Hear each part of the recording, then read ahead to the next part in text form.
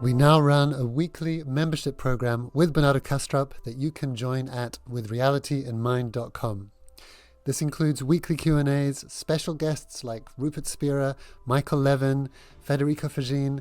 There's an international, vibrant community of researchers, academics, meditators, mystics, philosophers, poets, creatives, musicians, anyone that wants to deeply understand this philosophy and its potential implications for their lives. I would like to help foment a community of ambassadors who will be equipped to go out into their communities, go into the world, not preach analytic idealism, but when the subject comes up, they will be a sort of a source of light, an informed source of clarifications, of arguments, of reason that starts something that grows organically.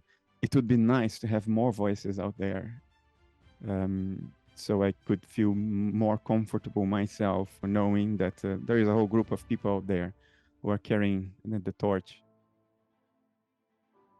Obviously, some people will be wondering, this is of course, Bernardo's well known for your views on idealism. What the hell have UAP, the UFOs, got to do with idealism, if anything? The relationship comes from the fact, and by the way, I don't need to quote anything confidential because this thing already leaked. That's the so-called slide 9 that has already leaked long ago. I'm quoting the leaked slide 9. I'm not quoting anything confidential. So if the leak is incorrect, then I'm quoting something incorrect. But what I'm quoting is the thing that is leaked from a public source already. That's the so-called slide 9, which is an intelligence assessment. Well, it's claimed to be an intelligence assessment from the US about the phenomenon linked to the Defense Intelligence Agency, which basically says, it says it in a more concrete and specific way, but I will sort of paraphrase more generically. The phenomenon of UAPs seem to make no distinction between the physical and the mental. It has direct mental effects in the mind of the witnesses. They often report insights, understanding. They often report knowing or directly knowing some message from the thing they are observing, as if through telepathy. They relate what should be a merely perceptual experience to greater insight about life, the world, reality, insights that they can't really put in words. It's a more ineffable thing. So the phenomenon has concurrently a very clear mental aspect and a very clear objective physical aspect, in the sense that it can be picked up by radar, its speed can be measured, it can be photographed, it can be picked up by a variety of sensors.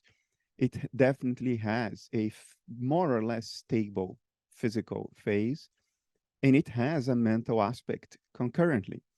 And it doesn't seem to make a distinction between the two. It has these two aspects concurrently in a very natural, spontaneous way. It's not like they need to turn on some piece of equipment to have a psychic effect. It just happens. It comes together with it. So it is that assessment that links to idealism. Here we have a exhaustively observed phenomenon that seems to make no such distinction between mind and matter the way we make. It seems to be as much mental as it is physical. It doesn't distinguish between the two. And that is a clear reference to some form of idealism, because idealist philosophy is the only ontology that makes no such distinction. Even under physicalism, you could say, well, physicalism is a monism as well. Yes, but it is so by dismissing the mental. It is so by saying that the mental is some form of illusion, even though illusion is already a mental thing. Idealism honors both the physical and the mental. It honors the perceptual experience that we call physicality, the concreteness of this metal bottle, the texture of its surface. Idealism honors all this. These are experiences, and they truly exist under idealism. They are not epiphenomenal. They are not illusions. They are true experiences, the dashboard of the world. And the mental is, of course, the primary thing. Even physical experience, or the experience we associate with physicality, like what we see, what we touch, that too is mental. It's a category of mentation that we call perception. And beyond that, there are other categories of mentation that are not perceptual, like thoughts, insights, fantasies, emotions, and so forth. Under idealism, all of these things exist, truly, and that seems to dovetail very well with the observations of the phenomenon, because the phenomenon doesn't make any distinction between the so-called physical and the mental. It packs both of them together. So that is the relationship. Now, let me clarify one thing here, because even someone involved in this stuff has misunderstood me on this. I am not saying that UAPs argue for idealism. I'm not taking UAPs as evidence for idealism. I can't do that because the evidence that is available is either not public, or if it is public, there is enough reason to cast a doubt on it. It could be a disinformation campaign. And even that amount of data, doubtful as it is tiny. It's a tiny amount of data compared to data from the neuroscience of consciousness or from foundations of physics, in which we have a tsunami of data that underpins idealism. So I'm not justifying idealism on the basis of the UAP phenomenon. I'm not doing this, and I will not be doing this today. What can be done is the opposite, is to use idealism as a way of thinking about reality that accommodates the phenomenon much more elegantly than the alternative. Now, specifically about the stability of the physical phase of the phenomenon. If the phenomenon is so stable physically that you can take what are clearly technological artifacts, craft, and store them in a hangar for over 70 years, that is not an ephemeral mental phenomenon that happens to have a physical phase temporarily. That seems to be something very stable, very robust. It's not a thought form that somebody projects on the sky. And when that person then stops projecting it, that thing disappears, which is the Jungian approach to the phenomenon, which is there is a physical phase to it, but what we see is a projection of ourselves that is received by that stable physical thing that can be picked up by radar. If it turns out that there are craft in hangars for decades, then the craft are not projected, because whoever saw them at first is no longer projecting them. They are tucked away and hidden away somewhere. And if they didn't change in all that time, then they are not the projection. They are either the projector, in case there is technology that can project a perceptual experience directly into our minds. In other words, a technology that can make us see what it wants us to see, or it is the receptacle of our projections. In other words, a technology made in such a way that it will be presenting itself to us dressed in the clothes of our own symbolism.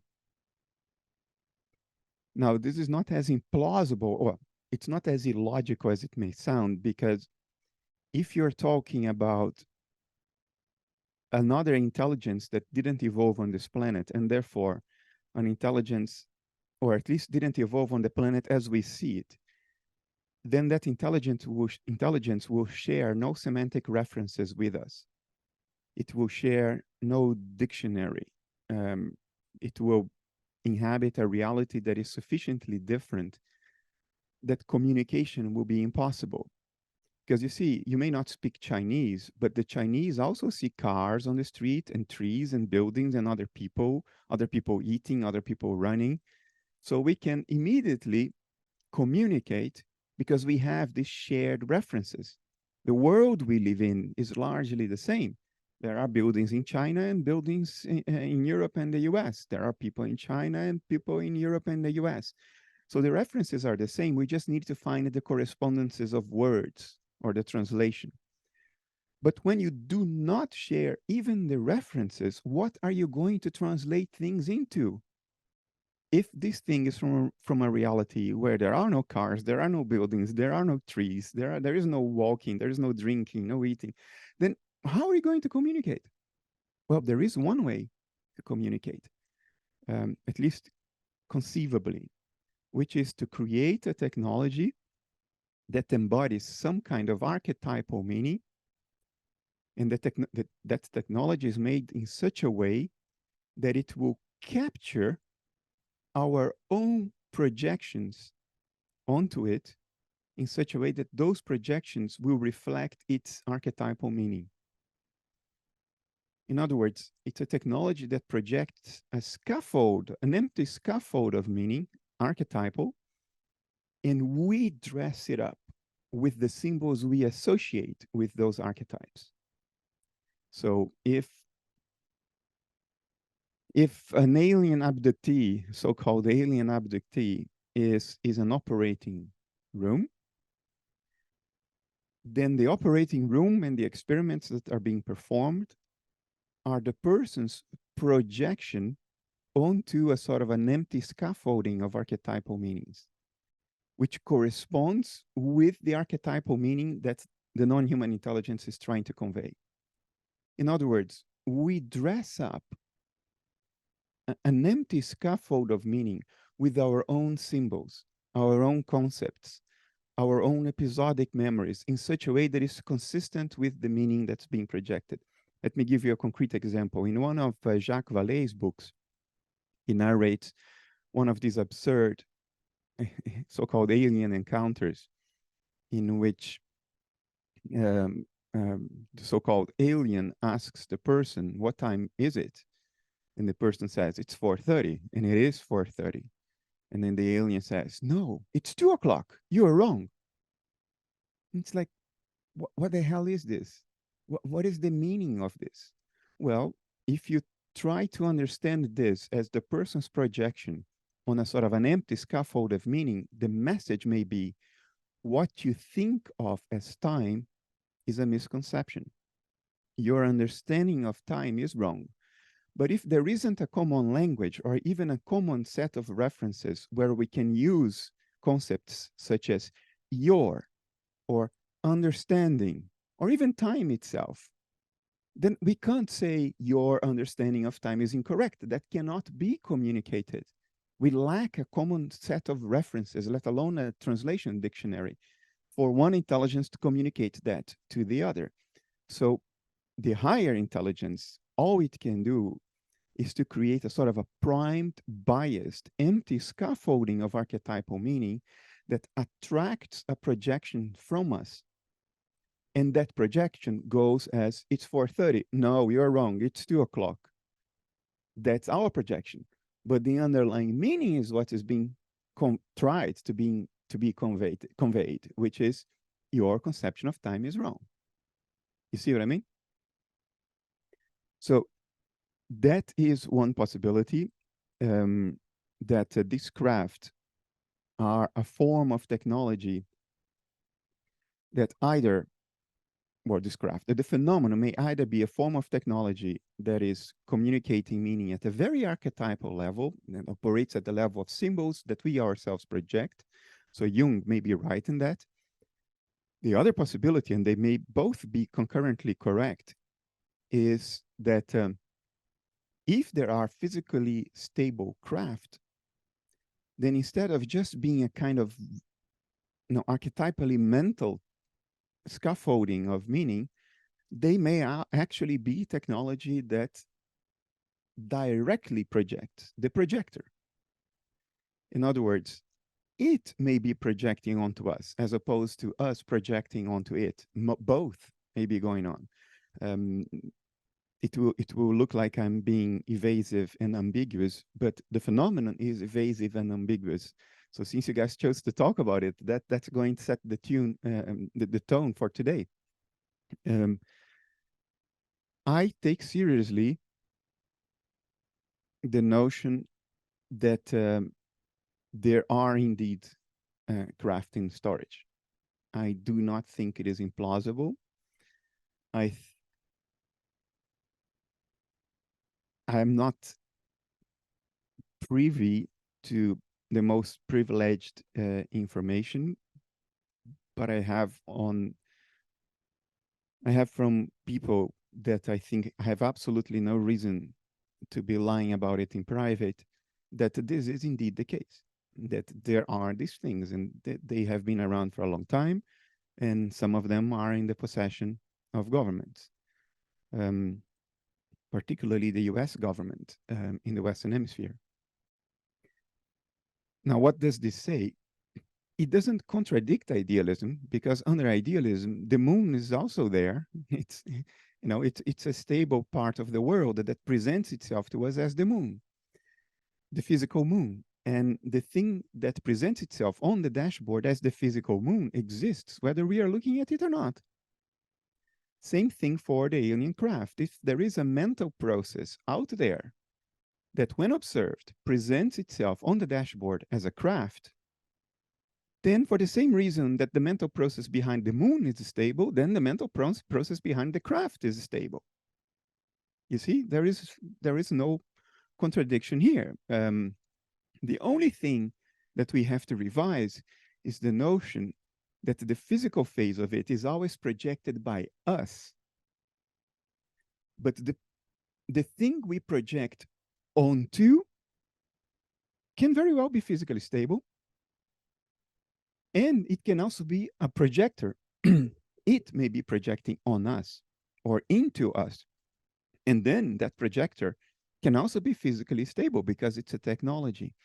The key point, however, is the understanding that what the phenomenon is telling us is that there is a form of technology out there that makes full use of the degrees of freedom of reality and doesn't artificially constrain itself to the degrees of freedom of the dashboard, in other words, of the physical world. These are intelligences that are not confused, as we seem to be, about the nature of reality and the degrees of freedom available to it. We constrain ourselves in our technology development to the degrees of freedom of the dashboard, always and only.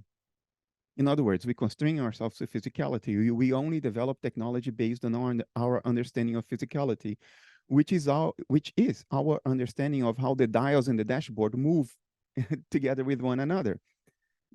That does work, because the dials do reflect the actual reality that is being measured, the reality behind the dashboard. But of course, the dashboard has its own paradigm, has its own set of constraints. You know, a dashboard is not as free to behave like the storm outside the airplane, even though it captures relevant information about the storm. But if you're trying to develop technology based only on the dials of the dashboard, you're constraining yourself too much. You're applying the degrees of freedom of the dashboard to what you do, as opposed to the natural degrees of freedom of nature.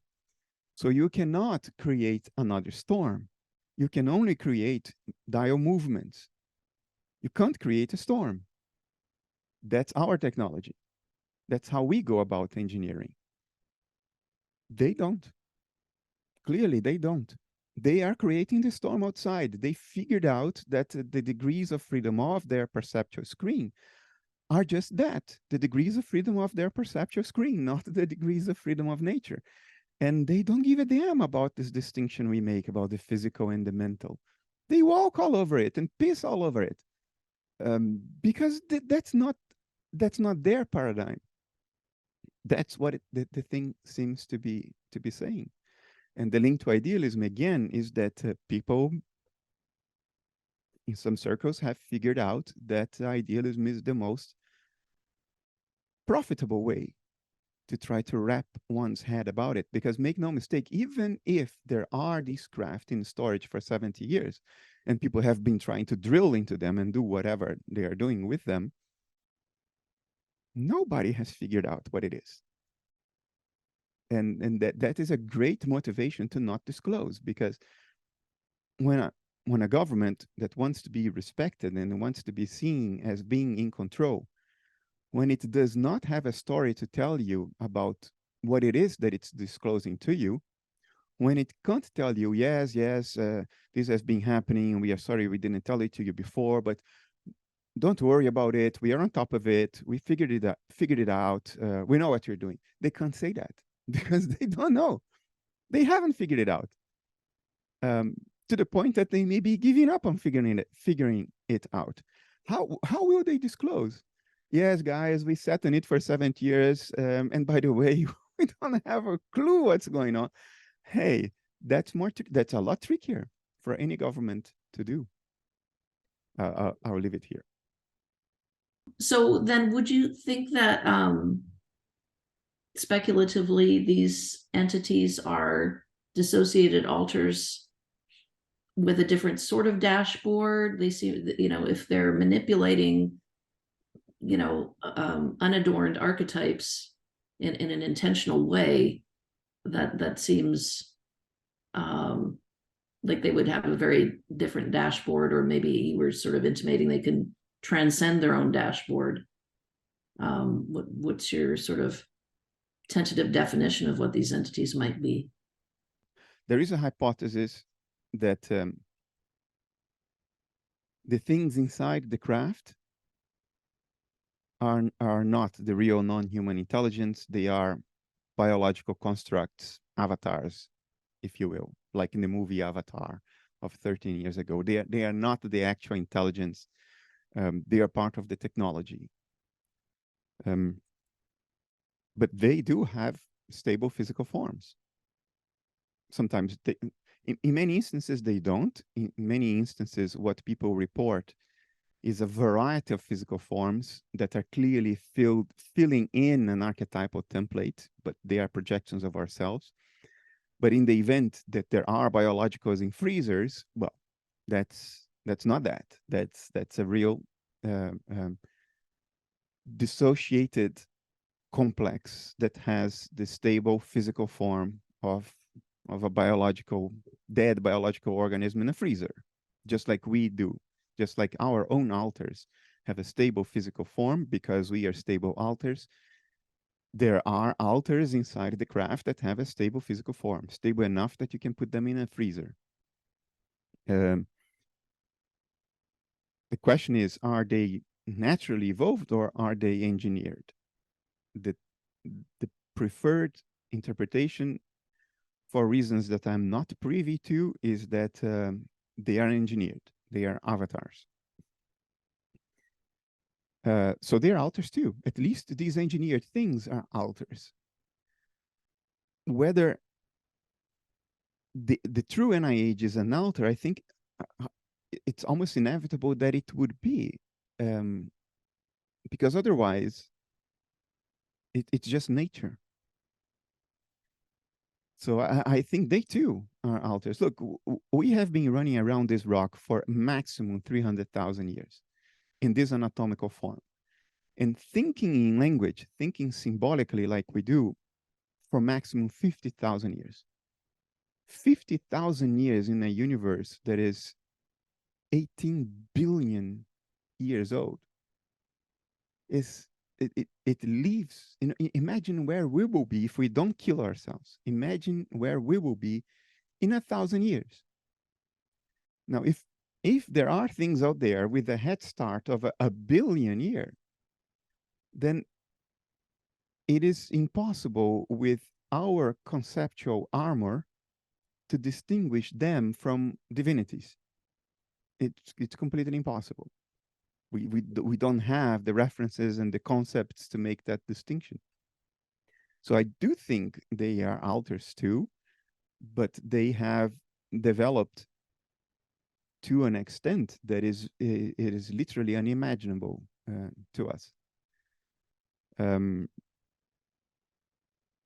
Another thing to keep in mind, even if we don't talk about meta-alters, there is a simpler way to approach this.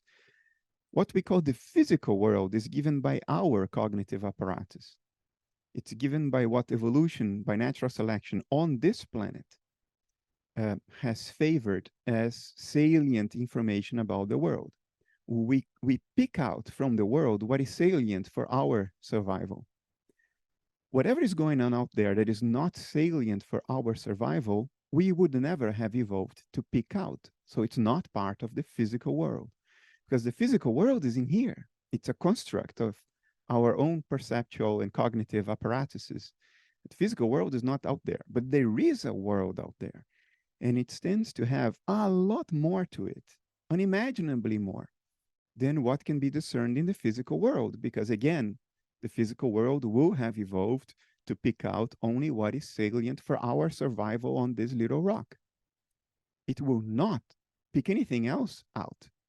It will not pick anything else that may have tremendous technological and scientific and philosophical importance, but has no direct bearing on our survival.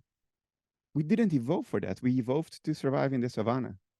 We didn't evolve to develop technology, to have edifying philosophical thoughts, or to figure out what is true. We didn't. Our cognitive apparatus did not evolve for that.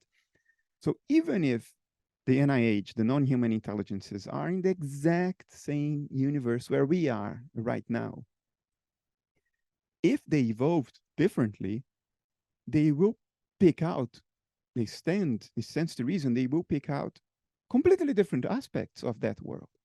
So from a perceptual perspective, they will in practice live in a completely different universe, even though it's not, it's the same universe. It's just that they are picking out from it other stuff than we pick out from it. And they may have evolved, and everything suggests that they may have evolved to the extent that they are no longer limited by the dashboard that evolution has given them. They may have evolved to understand that the universe they perceive is a construct, and they may have developed technology to hack things as they are in themselves. As Donald Hoffman puts it, they may have evolved the technology to hack the headset. And if you hack the headset, then what can you exclude? You hack space-time, you hack everything. And you may hack, the archetypal scaffolding of meaning that constitutes the true universe, the mental universe in which we live, and put that to good use. And if they do that, then what we will see of that is exactly what we see, a technology that makes absolutely no distinction between physicality and mentality. It pisses all over that distinction. He doesn't care. Can you give a quick example, Bernardo, of just for those not familiar, haven't been following these phenomena, of something that pisses over physical, mental? No.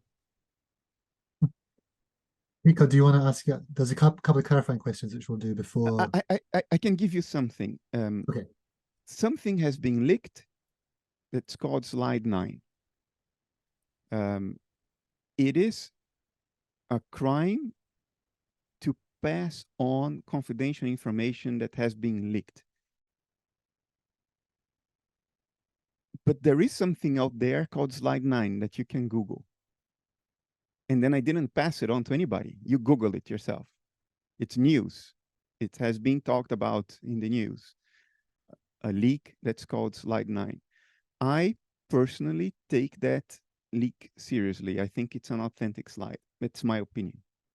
In terms of examples, there's lots of examples that are not in slide 9. If I understand, like in Patrick Harper's book, or just in any newspaper, there's reports. Would that be the only example that clearly shows, or are there lots of stories? For instance, there was a UFO flap in the 80s in upstate New York. And one of the witnesses was called Dennis. I forgot his family name. It's been decades. And he describes his experience of seeing a gigantic UFO or UAP fly very slowly over his house, very low altitude. And then so he describes the physicality of what he saw, a delta-shaped dark wing-like things with several light spots, with a shimmering appearance, flying very slowly, completely silently. This is all physical stuff. And then on the same phrase, he continues that description and he starts saying, in observing it was a life-changing experience. It led me to a higher understanding of myself and my understanding of the world. And you go like, what is he talking about now? He was talking about size, color, speed of movement, and now suddenly a new understanding of the self and the world and all the meanings unlocked by the presence of that very thing, almost a religious experience. That's an example of the thing pissing all over the distinction we make between physicality and mentality. And the technology itself may have it embodied in itself. Don't expect to walk into one of these craft and see a dashboard full of buttons and levers and keyboards. It's not how it works. I just want to understand better when you're using the word scaffolding. Why are you using that word and that? Yeah, thanks. I use the word scaffolding because it's not filled in. A scaffolding is just the skeleton of the message. It contains the basic structure, the basic geometry, which specify the meaning of the message. But you need to clothe that scaffolding with something in order to perceive something. This is a Jungian concept. So maybe I go back to Jung. Jung describes the pure archetype as a, and it will sound completely contradictory, as an empty image. How can an image be empty? Well, think of it like a crystalline structure. Diamonds. Diamonds have carbon atoms that arrange themselves in a very stable lattice, a crystalline lattice. And that lattice is enforced by the laws of physics and the properties of carbon atoms. Because carbon atoms are what they are, and because physics is what it is, they will inevitably arrange themselves according to that lattice structure. So there is a way, there is a sense in which you could speak of that lattice structure as existing even when there are no diamonds. Even when no diamonds have formed yet, you can say that the scaffolding exists because it is implied by the laws of physics. You see what I mean? And a diamond is just when you fill in that scaffolding, you fill in that template with carbon atoms. Only then can you actually see the crystalline structure. Before you fill it in, you can't see it. It exists because it's a direct implication of the scaffolding of the laws of physics, but it can't be perceived. It is in that sense that I mean that the technology can be conceived of, not realized by us, but it can be conceived of in which a scaffolding-like arrangement in the basic structure of mind at large, is instantiated that attracts a projection by us, that fills it in and leads to a diamond that can be perceived. And before we fill it in with our own projections, then it does exist, like the lattice structure of a diamond exists even in the absence of diamonds. It does exist, but it can't be perceived because it's an empty scaffolding. It exists cognitively at some level as an abstraction, but it can only be perceived when we clothe it, when we fill it in with our own symbolic references that come from our own world, like doctors operating and whatever else, or spaceships, which is part of our own conceptual references. If you go back to how the phenomena interacted with humans before the technological age, in the late 19th century, it looked like airships. That's how people would describe them, airships. If you go even further back in time, then it's elves and the little people. So we feel that scaffolding in, but the scaffolding has a set of properties that differentiates it from other scaffoldings. that scaffolding could be arranged in a different way, and then it would have a different meaning and attract different projections from us.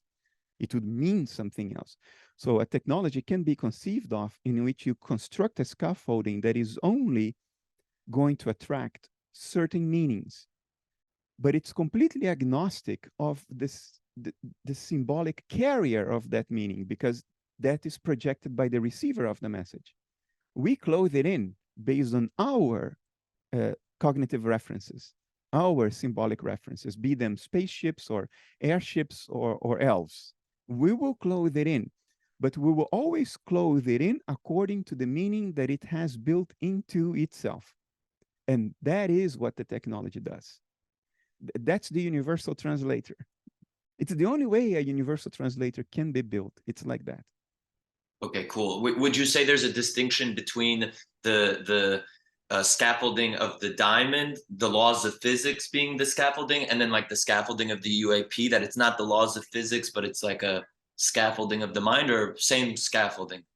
There may be two different things here, and they may not even have the same origin, or they may, we don't know. One is a communication attempt based on a technology of archetypal scaffoldings. That's the only Star Trek Universal Translator. That's the only possible implementation of such a translator, is one that is based on universal archetypal scaffoldings, because everything else is not a matter of translation. It's a matter of not even sharing the same references. So how can you translate? So this is one thing. It's when the phenomenon seem to have no stable physical phase. You can put in that category the so-called alien abduction phenomenon that was studied by John Mack, and many so-called alien encounters in which the literal story is completely absurd. It's in the community, it often goes under the name high absurdity. Or is it, I forgot, they have a way to refer to that. In other words, things that defeat themselves if you interpret them literally. They are internally contradictory. High strangeness, I saw in the chat, yeah, high strangeness. So this is one category. Another category has a lot, statistically, has much higher incidence around military stuff, military installation, military training exercises. And that's not high strangeness. That seems to be different. Instead of an attempt at communicating through archetypal scaffoldings, that seems to have a very stable physical phase. It may project as opposed to attracting projections. It seems to be more stable in the sense that, you know, people always describe them in sort of consistent ways. There isn't an enormous variety of things that are described. You know, you're always talking about spheres, tic-tacs, and cubes within circles. You know, there is a sort of stability in the description of that. That seems to be a much more down-to-earth thing. It doesn't seem to be an attempt at communicating with us, like the high strangeness stuff. It seems to have a clear agenda, a very high interest in military stuff, especially nuclear-related stuff. So this is not an attempt at communicating. This is serving some other agenda. It may have the same origin, or it may not.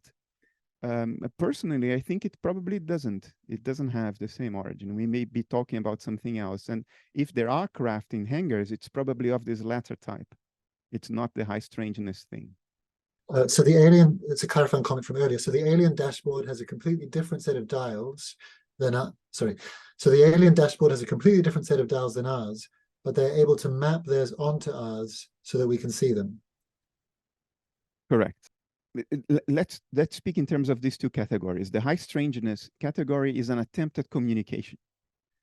And then there is the military stuff that has a very stable physical phase that's not an attempt at communicating. So when I said yes to what you just described, which is are they mapping their stuff onto our dashboard?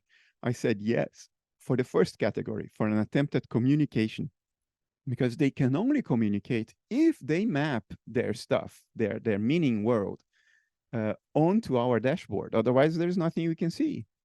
It can't be communicated, and it may even go beyond the dashboard of physicality, because there is enough anecdotal evidence that some form of telepathy is involved. In other words, meaning can be imparted directly to our alters without even the intermediation of a dashboard.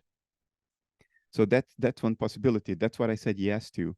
On the other side of the other category, the military related stuff, I don't think the fact that they can be perceived is intentional or always intentional. In other words, I don't think there is an effort to map their stuff onto our dashboard. I think the agenda there is not necessarily communication. There is another agenda at work. They have an interest in something related to our own military activity. It may be an interest related to our own future, or it may be an interest that is related to their future, related to what they want, related to their interests, as opposed to our own in an altruistic way. So there, I don't think there is a deliberate attempt to map stuff onto our dashboard. I think the fact that we can see them is because to do whatever it is that they are trying to do implies that they will appear to us in some form. They will be detectable in some form. They will be picked up by sensors, or they will be picked up by our eyes. Because without that, they wouldn't be able to do whatever it is that they're trying to do.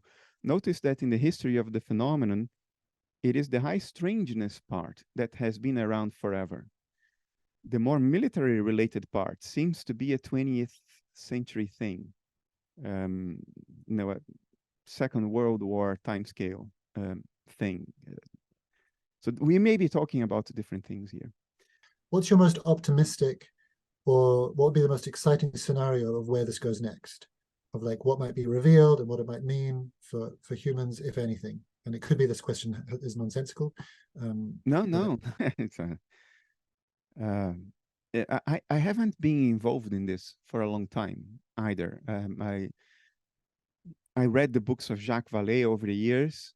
I wrote a book about high strangeness phenomena myself, meaning absurdity, almost 10 years ago now, I think, 2013. So I have always had an interest, but I always also dismissed 95% of UFO literature, and I don't watch the History Channel. I think that's a catastrophe. So I haven't been involved in this at any serious level. My involvement, it's a more recent thing. You know, things started changing in 2017, and then 2021 stuff happened, and then I see myself now involved in this because the phenomena seems to suggest some form of idealism.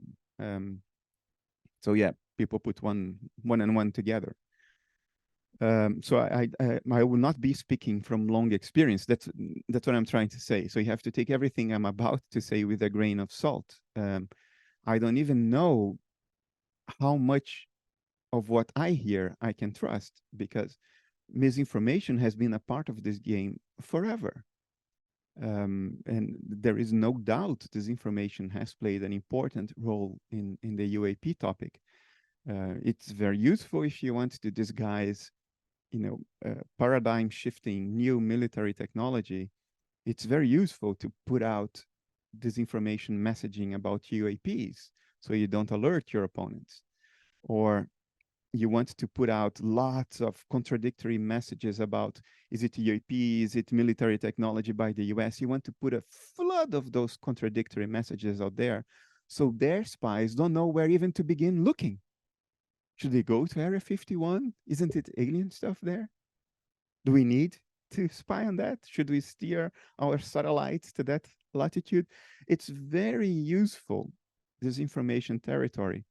So I can't even tell you that I trust what I am told, that I trust what I hear. I take everything with a grain of salt. That said, disclosure has already begun. It began in 2017 when, you know, those videos were leaked of the Tic Tac. There were 3 videos released back then. Then I think it was 2019 or 2021, I forgot, when the US government acknowledged that those videos are authentic and they do not know what is in those videos, that it does not seem to have a prosaic explanation. So that was the first time in history that the US government flat out admitted that UAPs exist and that there is no prosaic explanation for them. And then this year, there has been major official disclosure. And I'm not talking about the UAP hearing in Congress. That was a bit of a show, a stage show. But Dr. Sean Kirkpatrick from AARO, which is the agency in the Pentagon tasked with studying the phenomenon, at least from the public's perspective, that's the agency tasked with it. Of course, you know, there are special access programs in which they are doing that, and we have no idea. But Dr. Sean Kirkpatrick, for in a 2.5 hour long NASA press briefing in July, for about 4 or 5 minutes max, maybe even less, he disclosed something earth-shattering that the media didn't even report. It was incredible. He basically said that there are these seemingly metallic spheres that they see all over the world all the time. It's not uncommon. It's not a special occasion. They see it all over the world. They see it with the most sophisticated sensors in the military. So, and he actually made public a video of one of these spheres filmed by an MQ-9 Reaper. You know, probably the most non-dark intelligence gathering platform on the planet today. So it's not something filmed with somebody's cell phone. That's not what we are talking about here. And it is an amazing video. It's a metallic little sphere. It's not very big at all, fits inside my study. It has no wings. It has no aerodynamic control surfaces at all. It has no exhaust. In other words, it doesn't have means of propulsion. It's not a drone. It's flying in a deliberate rectilinear trajectory at too high speed to be a balloon, too rectilinear to be a balloon. It obviously has propulsion, although no visible means of propulsion, no propulsion we could identify. It has, Sean Kirkpatrick said, and I will quote, it performs interesting maneuvers. And what he means by that, and you can see that in the rest of the documentation, is that it performs maneuvers that we wouldn't know how to do. We wouldn't know how to develop technology that can perform maneuvers like that without control surfaces, without wings, without jet exhausts, without any means of propulsion. And it's all over the world. This is coming from the mouth of somebody who has been seen for years as a UAP denier, as the main figure in the attempt to cover up the reality of UAPs. That's the mouth from which all of what I just told you came from. It is, if this had happened in 2015, it would be news all over the world, but somehow the don't look up syndrome is now so prevailing that we think everything is banal. Here comes the head of AARO speaking in the name of the Pentagon in an official NASA press briefing. And he says, all over the world, there are these things that violate everything we understand about physics. And they are not uncommon. And by the way, here is a video taken from our most sophisticated intelligence gathering equipment. And there was hardly a peep. So I hesitate telling you what will be the big thing in the next years, because I don't even know where it will be, whether it will be big. So if Biden gives a press conference next year saying, guys, you know what? There are non-human intelligences. They have been in one way or another interacting with us for decades now.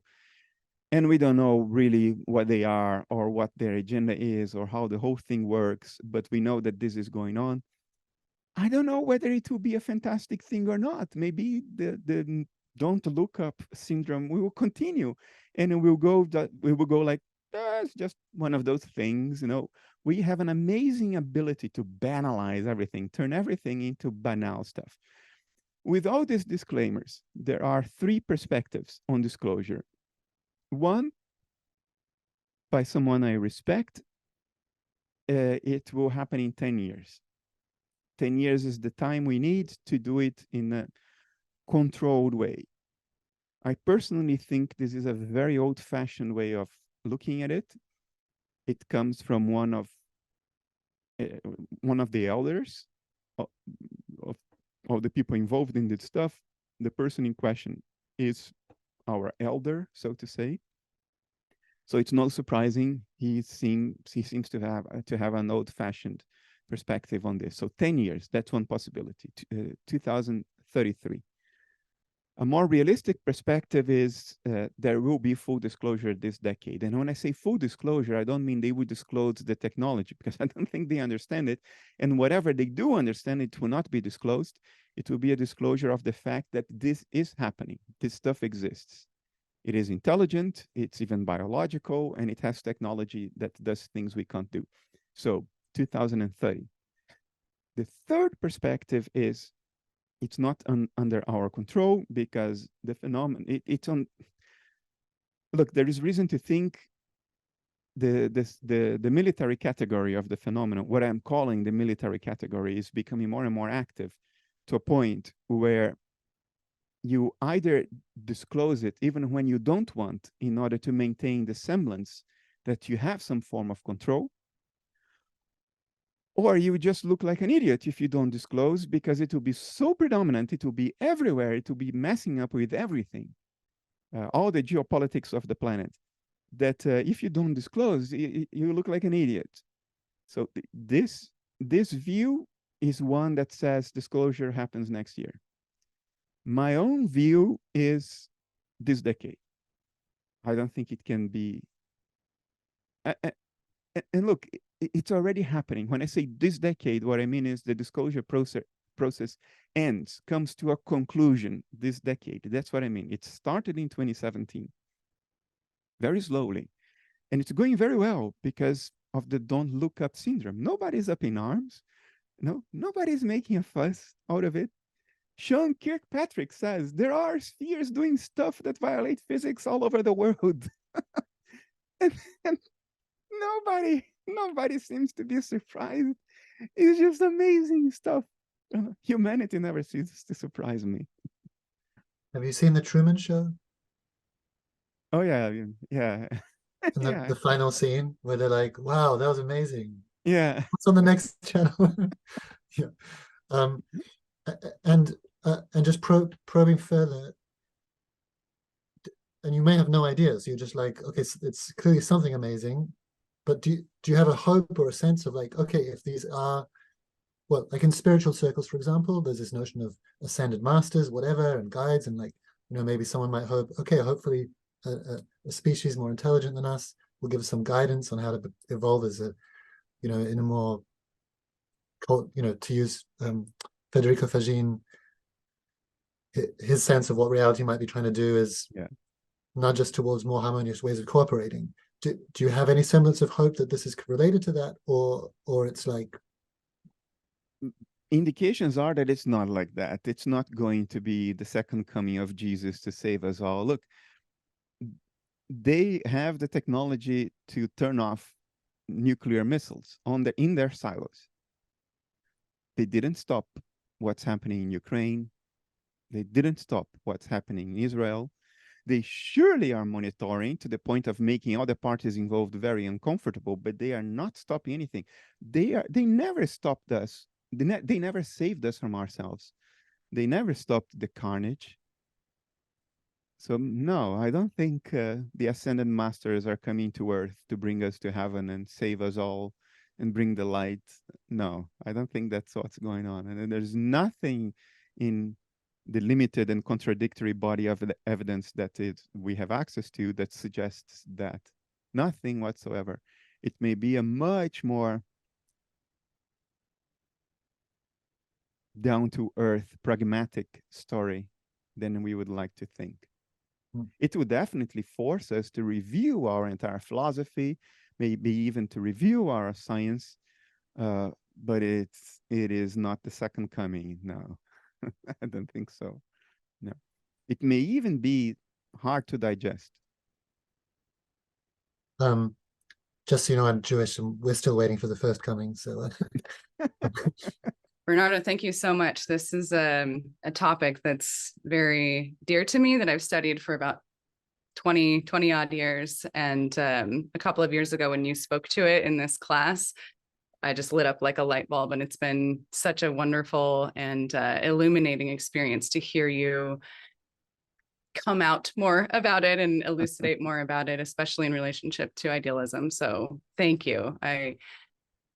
The credibility of what you have to offer in the space is enormously helpful across the board. You know, in a realm that has been a bit of a kabuki theater for a very long time. So on that note, my curiosity, or I have many curiosities, but one of my curiosities is around this primacy that we've held, or that physicalists have held, around what they deem to be evidence, and the importance of evidence and the implications of evidence on its bearing on truth or validity or reality, and also what qualifies as evidence or data. And so I think my curiosity for you, I'd love to hear the implications, either through the lens of idealism or through the lens of the phenomenon, on, is evidence even a thing? Like, is evidence even valid or relevant, or something that we can consider useful, especially in the nature of like the primacy of evidence as it's historically been kind of like utilized? And if not, then how can our explorations be meaningfully guided or meaningfully grounded without evidence or the perceived evidence as a cornerstone? Does that make sense? Yeah, I understand what you mean. Keep in mind, you have studied this a lot longer than I have. So take what I'm going to say with a grain of salt. You probably know more about it than I do. I think it is useful, at least epistemically, to keep on separating the phenomenon into those two categories: the high strangeness and the nuts and bolts. The nuts and bolts seems to be a military inclined thing, and the high strangeness, it's a communication thing. It's a way to communicate through archetypal meaning. In the high strangeness category, if you start looking for evidence, you're missing the point. The point is the message. Now, stop looking for the alien implants behind the ear. I mean, stop that nonsense. Now, go with what the experience did to you. Mm-hmm. What insights did it lead you to? Now, how do you incorporate that into your life and your view of the world? What John Mack called the ontological shock, which people are now reinventing and not quoting John Mack for it.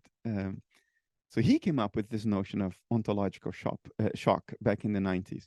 So it's a message. If you experienced it, it's a message for you. Stay with it.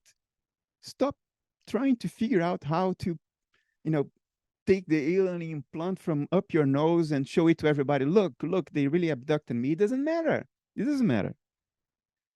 For the nuts and bolts side, however, and it may be a completely different thing. It may be a completely different phenomenon, or not. We don't know. I don't know anybody who knows. I don't know anybody who dared even suggest that they might know. And I know people who are plausibly in the position to know if it could be known. Okay. For the nuts and bolts category, evidence is important, because now we are talking about not only testimony, we are talking about now radar traces, films, infrared footprints. We are talking about material that has been left behind, that can be put under a scanning electron microscope and analyzed, or an atomic force microscope and analyzed for atomic structure, spin, direction, the whole thing. This is concrete stuff that you can investigate in a laboratory, and it is very useful. Evidence is important. There is a big difference between not having a biological in a freezer and having a biological in a freezer, allowing you to do physiological analysis. And if these things have DNA analysis, it's important. When it comes to national security, military implications, the possible avoidance of a nuclear exchange because of a misunderstanding, or a possible advantage in the new nuclear arms race, because we are back to the Cold War, in case we haven't noticed. We are full on back in a Cold War with more than two parties now, which makes it a lot more complicated and dangerous. For all this, evidence has a bearing. It is important. If there is technology to be understood, I hope we understand it and not the Russians, if you know what I mean. And if there is an aircraft in a hangar, I hope it's in our hangar and not the Russians. And evidence is important, because on the basis of evidence, we can, one, figure out what it might imply for us. What does it mean for the security of this world and our security as a species? And what does it mean for the geopolitical game if it has military applications? So you see, I think evidence is very important for the nuts and bolts, and utterly unimportant for the high strangeness, because high strangeness is communication. Something is trying to teach us something or communicate to us something. That's the Jacques Vallée view and what he studied. And then there is a nuts and bolts. That's not communication. That's an agenda. They're doing something. We don't know what it is. We don't know what for. They are doing something. It's very concrete, and they seem to have a surprising interest in our nuclear and in our military capabilities. So evidence is important for that. So maybe my follow-on, or maybe maybe an upstream curiosity to that, is our inherent limitation around our interpretation of evidence. So this also is kind of contextualized by something that you've mentioned a couple of times, not today necessarily, but in other places, that, there is a possibility that we are in a shared multi-mentational or multi-dimensional or nested kind of holarchy situation. And I don't know, it would seem then that maybe there's like an ontological unknowability. And so any implications that we draw from any evidence, it's inherently limited by our dashboard. How useful can that be if everything is, may not be true at all? That limitation is always there, and it's real, it's serious. The paradigm ladenness of evidence is something that Thomas Kuhn already wrote about in the early 60s. We never appreciate evidence or data in a neutral way. We always project our own paradigm onto it and interpret it in a biased way. So that's a serious problem. But it's a perennial problem, and it's not restricted to UAPs. It's a problem in science. It's a problem in philosophy. And it limits how far we can go or how reliable we can be in interpreting evidence. But it doesn't render evidence useless.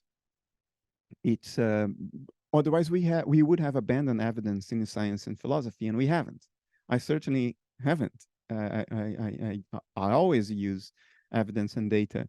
So the insight you are expressing is important as a note of caution during the process of interpreting evidence. We have to have in the back of our minds that we will always project our own paradigm. We will always be biased in how we interpret evidence. But that doesn't mean that evidence is useless. It doesn't mean that we can do nothing with it. It only means that we have to be careful and we have to understand how far we can go in interpreting evidence. And for the nuts and bolts category of UAPs, these are things that are interacting with our world. They are not, they may be from a disjoint reality, but if so, they are entering this one because they are picked up by radar. They are picked up on film. They interact in a deliberate way with the maneuvers of our own aircraft. In other words, they respond to what we are doing very clearly.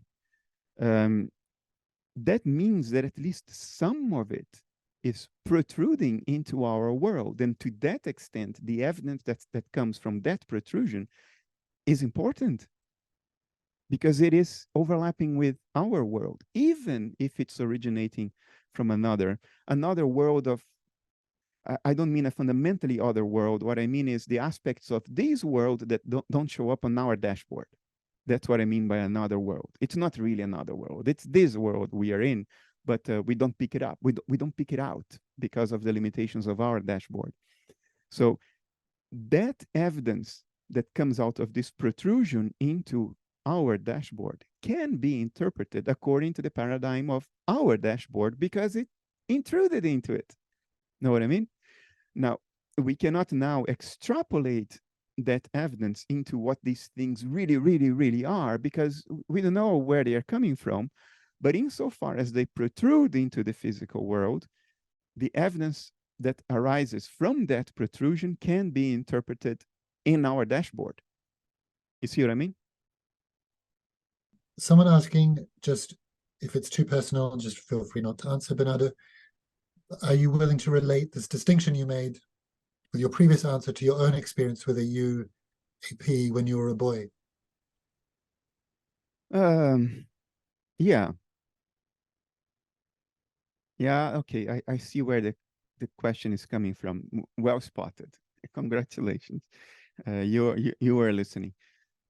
My experience as a child seemed to blur the distinction between these two categories. It was something, on the one hand, very concrete, very in front of my eyes, like 3 meters away from my eyes. It's right there. I felt like I could stretch my arm and touch it. Very, very close. It was between me and a tree. So it passed in front of the tree and in front of me. So it was in between me and the tree, and I knew how far the tree was, which was 5 meters. But at the same time, it was absurd. It was a metallic thing, very much like the metallic spheres, but it had the shape of a bullet, a fired bullet, you know, only the lead part. And it traveled at a speed that was too fast to be a balloon floating in the wind, too rectilinear to deliberate. It was not a ballistic trajectory at all.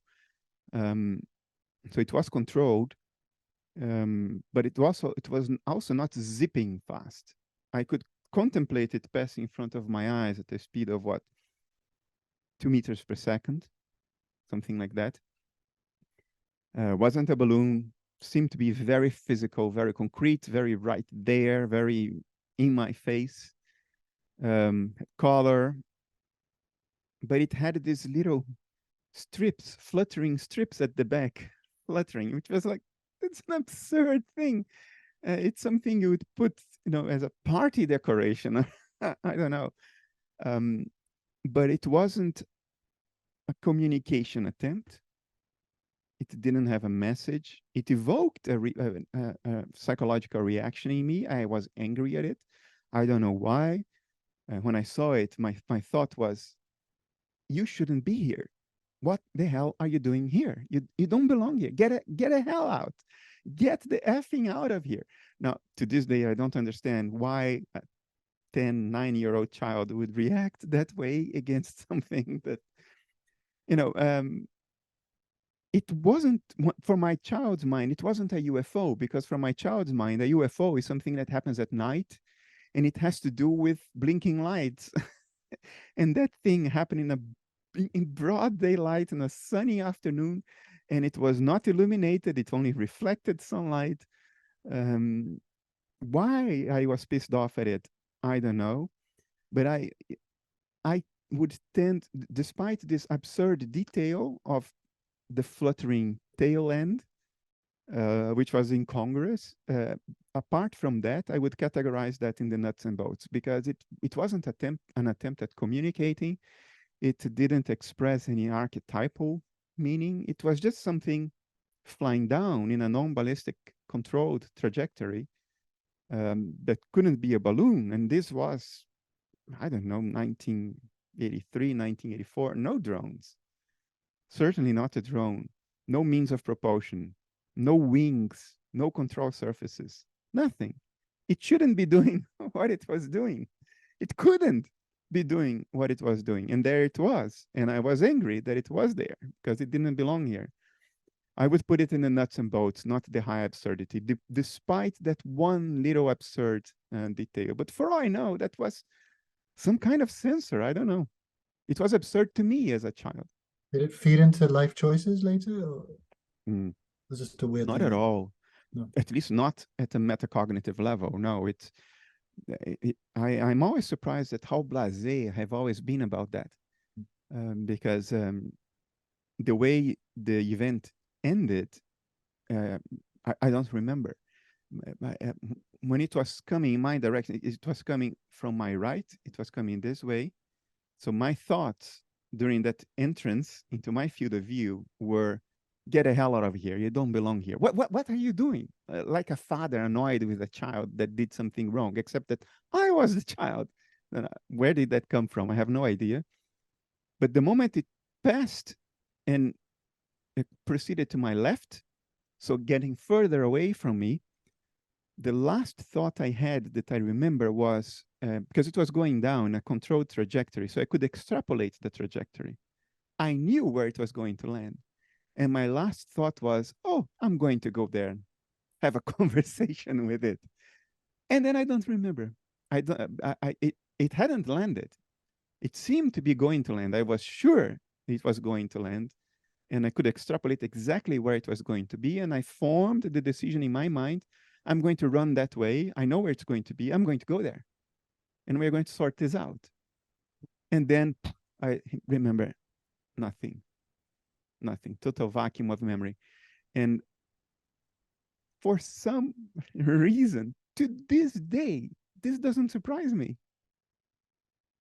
Maybe I'm a victim of the don't look up syndrome, because that's how that's my relationship with this event. It's like, yeah, it's one of those things that happened, but I don't think it changed anything in my life. I certainly not at a level of metacognitive awareness. No, it happened. It was there. Strange, but yeah, we go on. For somebody who just criticized our don't look up attitude, I am a victim of it. I never looked up. Your phrase you've often used, the head is a bouncer of the heart, comes to mind. Maybe you're the bouncer of our cognitive realm. You should kick the aliens back. You don't belong. I'm joking. It's partly an emotional reaction as well. It doesn't mobilize my emotions, that event. The only emotion it mobilized was while it was happening. I was annoyed. That's the only thing. Afterwards, it's only recently I started talking about it more publicly. And most of my public life, I think people, and I never spoke of it. Even to my partner Claudia, even she didn't know about it until recently. So seemingly emotionally unengaging this seems to be when I regard it again on the mirror of memory. I shrug it off. It's like, oh, okay, I can't explain it, but it doesn't matter. the feeling I have about it is that it was an error of some sort, a little fault in the computer, which is, you can ignore it. There was a fault, it happened, and now everything's okay again. Everything's running again. You don't need to stress about it. No, it's a bug. It was a bug. And the bug corrected itself, and fine, doesn't require any more reflection or emotional engagement, which is absurd. I'm at the same time that I'm saying this to you, I know how absurd it is. It's like, come on, you've seen something that doesn't fit into our understanding of physics, or our understanding of nature, and the meaning of it all. And how come aren't you flabbergasted, discombobulated by your own experience? Yeah, I don't know. But I'm not, which is strange. I can jump in. I think this is all really interesting. I think there's clearly something happening with UAP. We've been talking about it from the perspective of objective reality and motivation of non-human intelligence. But I'm curious about, is there in the cultural interest in this area, and I'll also bring in AI, the kind of cultural interest in AI, and the huge brouhaha around Sam Altman the other week, and what's going on with OpenAI.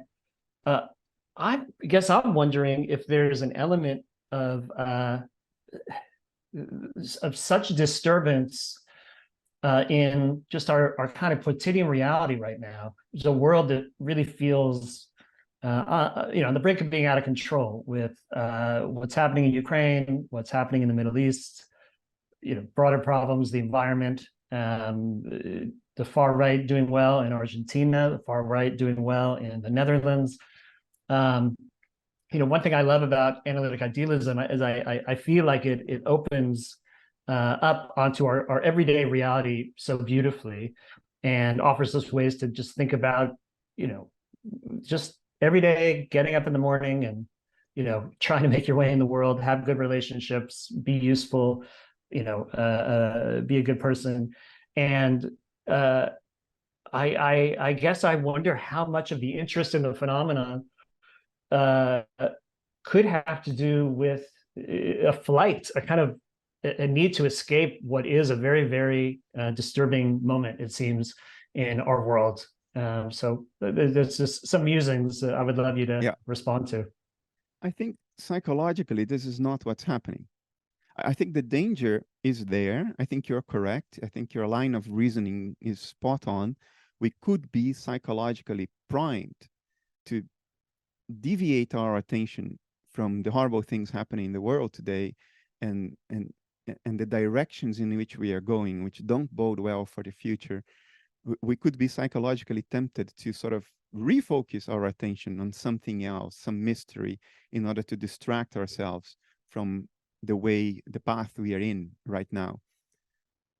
But that's not what's happening. I think, yes, your reasoning is correct, but it's not happening this way. The people who are enthusiastically following the phenomenon today have been following the phenomenon for the past decades. It's the same social group. It's the same kind of people. That group did not expand to the mainstream. The mainstream is incredibly blasé about the whole thing. It's the don't look up phenomenon. So yes, I see the danger you are conveying, but I think the opposite is what's happening, which is also worrisome in a way.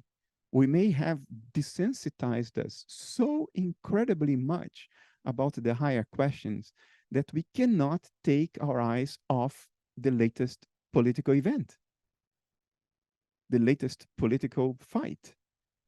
Not even an acknowledgement, an official acknowledgement from the Pentagon and NASA that these things are all over the world and they are seen all the time. And by the way, they violate our physics and they are not from us and they are not from our enemies.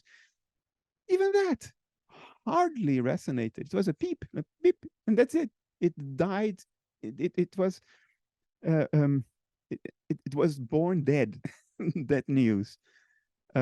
So I would be concerned with what you are describing if the UAP thing had gathered a lot of popular interest to the detriment of the serious problems we have to solve and the dangerous path we are engaging in. But it didn't happen. It didn't happen. So maybe this is the silver lining. Yes, we banalize everything. Yes, we lost our ability to relate to the biggest questions, but at least we are not distracted. We didn't take our eyes off the ball. And that's important because if there is any, there are very few things that can be said with certainty regarding the UAP phenomenon. One of them is it has never even attempted to save us from ourselves. It has never tried to solve our problems. Never, not once. So it's not going to do it now, for all we know. There's no reason to think that the aliens will come here and save us from the extreme right or the extreme left, that the aliens will come here and save us from our geopolitical conflicts, that they will save us from our own weapons. Every single piece of evidence, every indication points to the scenario in which they will not. So we have to solve our problems ourselves. And luckily, we are not taking our eyes off the ball. What's happening is worse. What's important, I think, it was a few days ago I decided that I wouldn't comment on politics anymore because I realized it's not a world in which reason counts. It's not about reason. People may even listen to you and agree with you, and then they turn around and continue to do whatever it is that they were doing. So, okay, the discourse is rational discourse will not change anything. So I decided to shut up. But there is one political comment I will continue to make, which is the key is not to pay attention to politics, to pay attention to the news, to be politically engaged. That's important, but it's not sufficient. What we have to do is to spend less energy trying to win and more energy trying to understand. This is where it goes wrong. And I choose these words very deliberately. We have to spend more energy trying to understand as opposed to trying to listen. It's very easy to listen. It's very easy to hear. It's very easy even to understand conceptually in language what the other person is saying. Beyond just hearing the mouth noises of another person, understanding, parsing the language.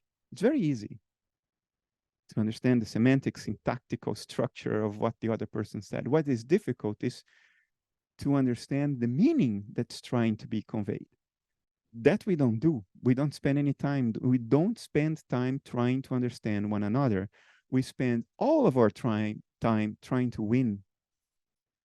And that's where it can go extraordinarily wrong.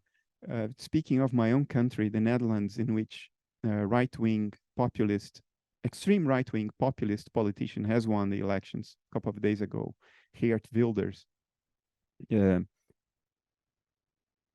This country had 2 decades to vote Geert Wilders into power. And it has consistently not done so. Why did it do it this time? Because a large segment of the population got fed up with not being understood. Got fed up with a series of governments that pay lip service to what this segment of population has been saying for a long time, parsing it linguistically, and then not doing much about it. And then people protest, and they protest in one of 2 ways they can. One, protest on the streets, like the farmers did in the Netherlands some time ago, and protest with their vote. A lot of support that extremes on both sides get is an expression of anger, not an endorsement of a political platform. In other words, that Geert Wilders won the election doesn't mean that the population of the Netherlands endorses his entire political program. That's not what it means. That half the US votes for MAGA and Trump, somebody who I think the vast majority of the US population recognizes as a pathological narcissist who only thinks about himself, who is willing to lie to get his way. People know that. People are not stupid.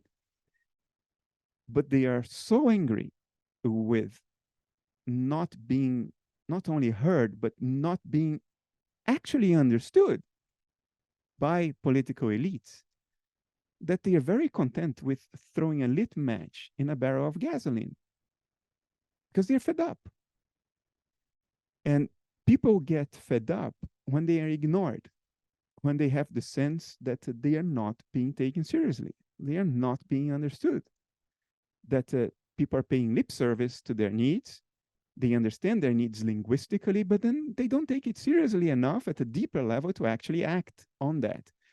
When you have a part of the population that feels disregarded, that feels that it takes second position to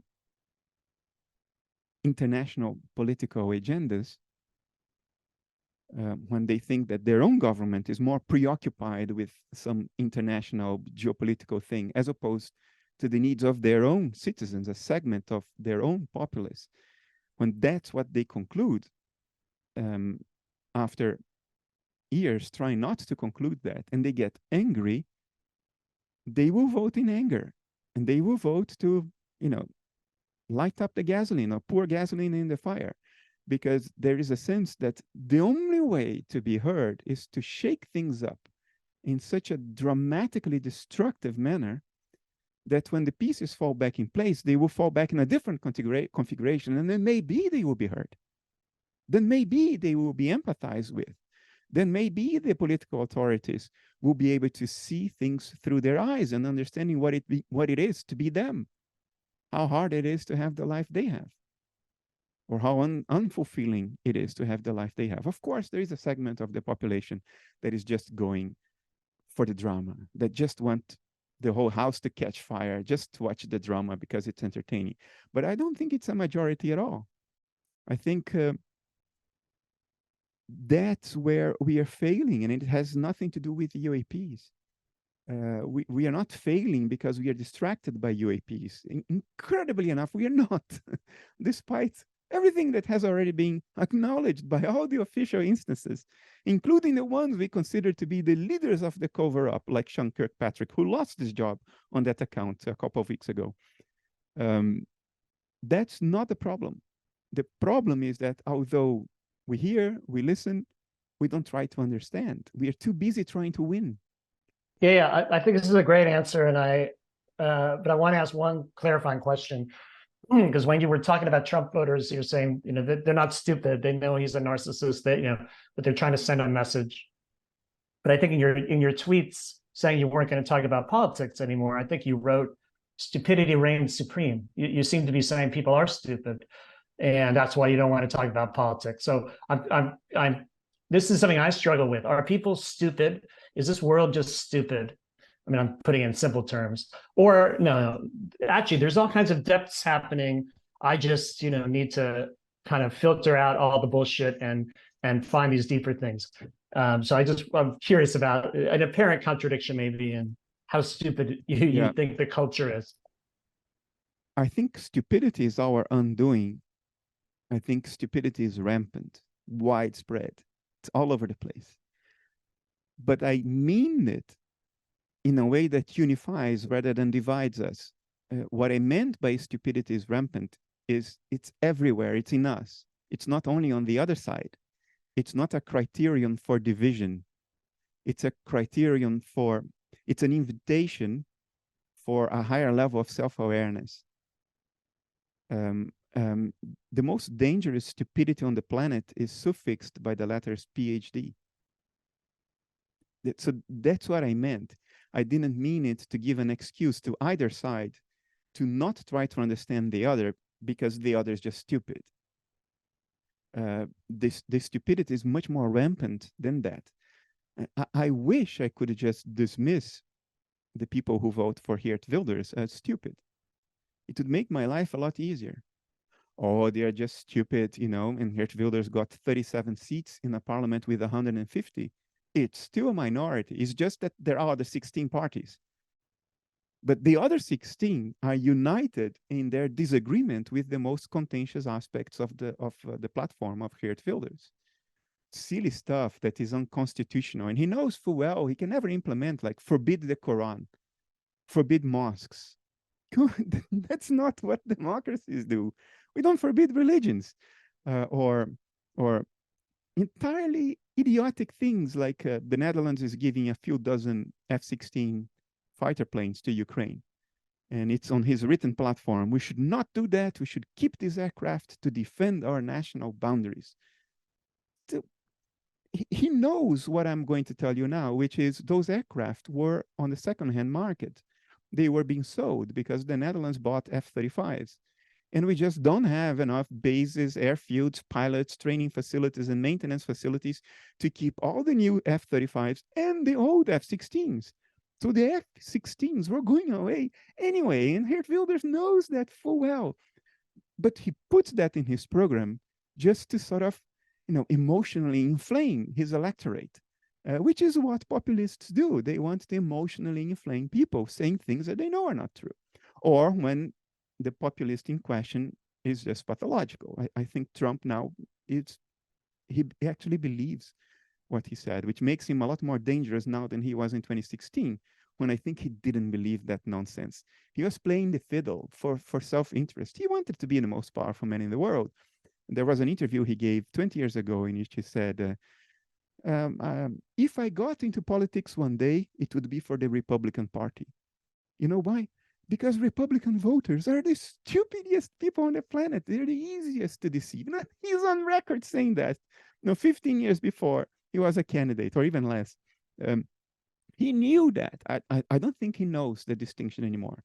So now he's much more dangerous, because now he's not just being untruthful and cynical and manipulative. Now he believes the nonsense. I lost my thread. Where was I going with it? So yeah, the stupidity question,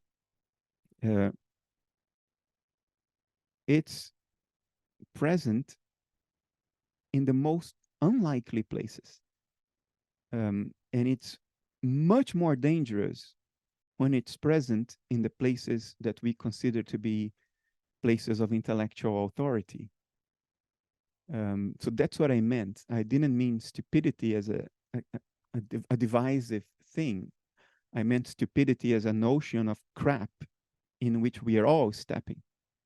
We all have our toes dirty with the fetid crap of stupidity. It's all over the place. Thanks, Chris. A couple of comments from someone who wasn't available to read them, Martha. Sorry, there've been so many chats now. Basically asking, it goes back to when you were saying, look, the aliens or whatever these beings are, they're clearly not going to help. And the objection was, how do we know things wouldn't be worse without their intervention? We could have blown ourselves up the planet at the end of World War II, but we didn't. We're still here. It's the same answer that can be given to a lot of questions that have this framing. How do we know that? The answer is, we don't know. We don't know for sure that we wouldn't have blown up ourselves already if the aliens hadn't intervened in some way. What we can say is that there is no clear evidence that they ever intervened to save us. I cannot refute many possibilities about the world, including that there is a teapot in the orbit of Saturn. There may be. All we can say is that there is no compelling evidence whatsoever that the phenomenon has ever done anything to save us from ourselves. Do you relate the, do you or could you relate the UAP phenomena to the daimon? It could be. but I don't know. Whatever I say now, it would be too much speculative. I don't even have a intuitive sense of whether there can be a relationship between the two. Daimon is just a word I use to refer to some motivations and directions that rise within me, which I don't identify as my own, because they are not related to my own goals, to my own safety, my own comfort. On the contrary, almost invariably, they don't give a damn about that. And yet, these are things that rise within me. So I gave them a name, a daimon. Now the question is, could the intelligence behind the UAP phenomenon have something to do with the daimon? The reason I'm not going to dismiss this possibility is that we know now that the phenomenon doesn't distinguish between the mental and the physical. It has a nuts and bolts manifestation, and it has a high strangeness manifestation, and they seem to map, between physical and non-physical. But fundamentally, it doesn't really make an inherent distinction between the two. So for all I know, it could relate to what philosophers for millennia have referred to as the daimon, as a will within oneself that is not one's own will. So it's alien in that sense, an alien will within us, a will that is not oriented towards our own safety, our own comfort, our own goals, but to something more impersonal, to something at a larger scale. There could be a relationship, but I don't see any direct positive evidence suggesting this. So I would just leave it open, maybe. Well, first of all, thank you for this. The UAP is a very dear to my heart phenomenon. I have had many experiences, but I'm especially interested in the crop circle one. What would you say about that? I don't know if you've talked about that before. Maybe not. No, I know nothing about that beyond the occasional news or the occasional photo on a website. Because that could be in between the categories that you're talking about, right? Nuts and bolts and strangeness, because you have some evidence, physical evidence. Yeah, I don't know about that. My gut tendency will be to dismiss it and not take it seriously. But I don't know what I'm talking about because I never really studied it. I can tell you it is not a topic under serious discussion by the people who are plausibly in a position to have to discuss it. Not once did that come up. So it's not generally taken as a urgent issue. Maybe it can fall into the communication side, right? Again, I don't know anything about the phenomenon, that particular phenomenon. My tendency would be to chuck that off to pranksters or artists who are expressing their art on crop fields as much as the graffiti artist expresses his art on a wall. And the whole aura of mystery around it plays right into the hands of the artist, because that's exactly what the artist wants to evoke. So without knowing anything about it, other than seeing the occasional photo, my intuitive tendency would be to not spend time on it. I may be wrong.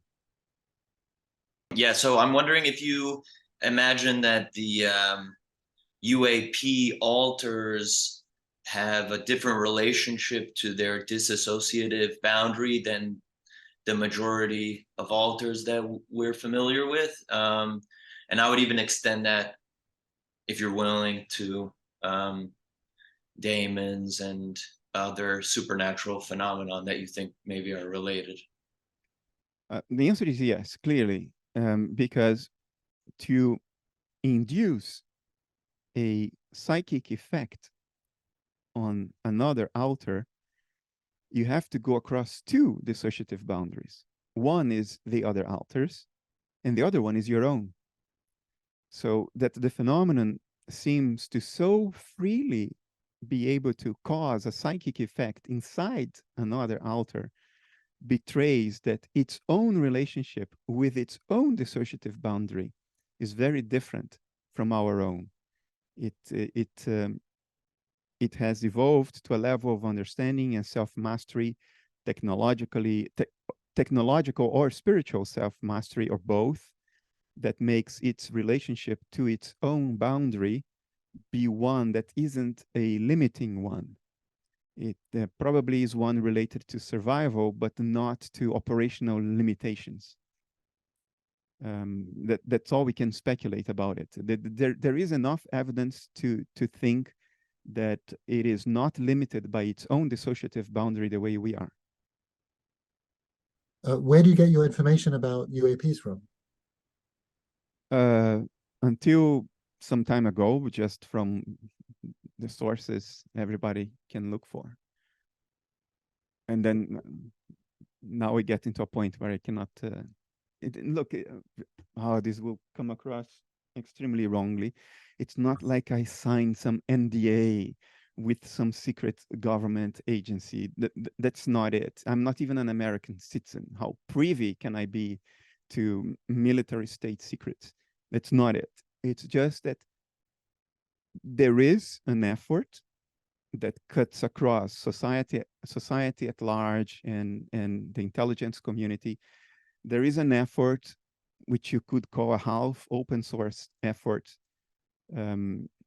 It's partly an outreach from people who are involved, but because of all the understandable and legitimate secrecy around it, do not have the resources, the human resources that they would like to have, because, you know, you are dealing with one of the hardest questions in the history of humankind, if not the hardest, because it bears down on the nature of reality, the nature of the self, you know, the history of humanity. All these big things come together in this one question: what is an UAP?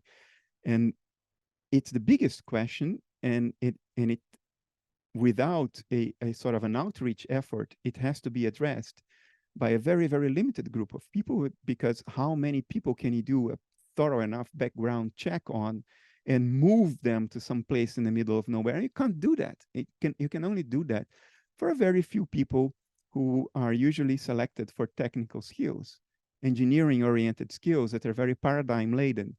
And it comes to a point in which the lack of success has going on for so long that you have to face that reality. Okay, either there is some form of outreach and some kind of half open source collaboration involving other elements of society, or we just give up on the whole thing because we just don't have the human intellectual resources. We may have all the money of the world, but we don't have the human resources, the different perspectives, the different experiences, backgrounds that people gather in other communities that can be brought to bear on this.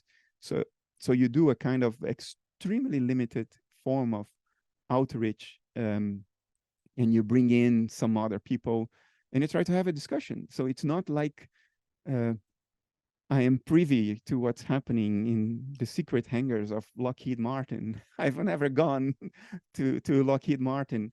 I've never signed an NDA with the US government.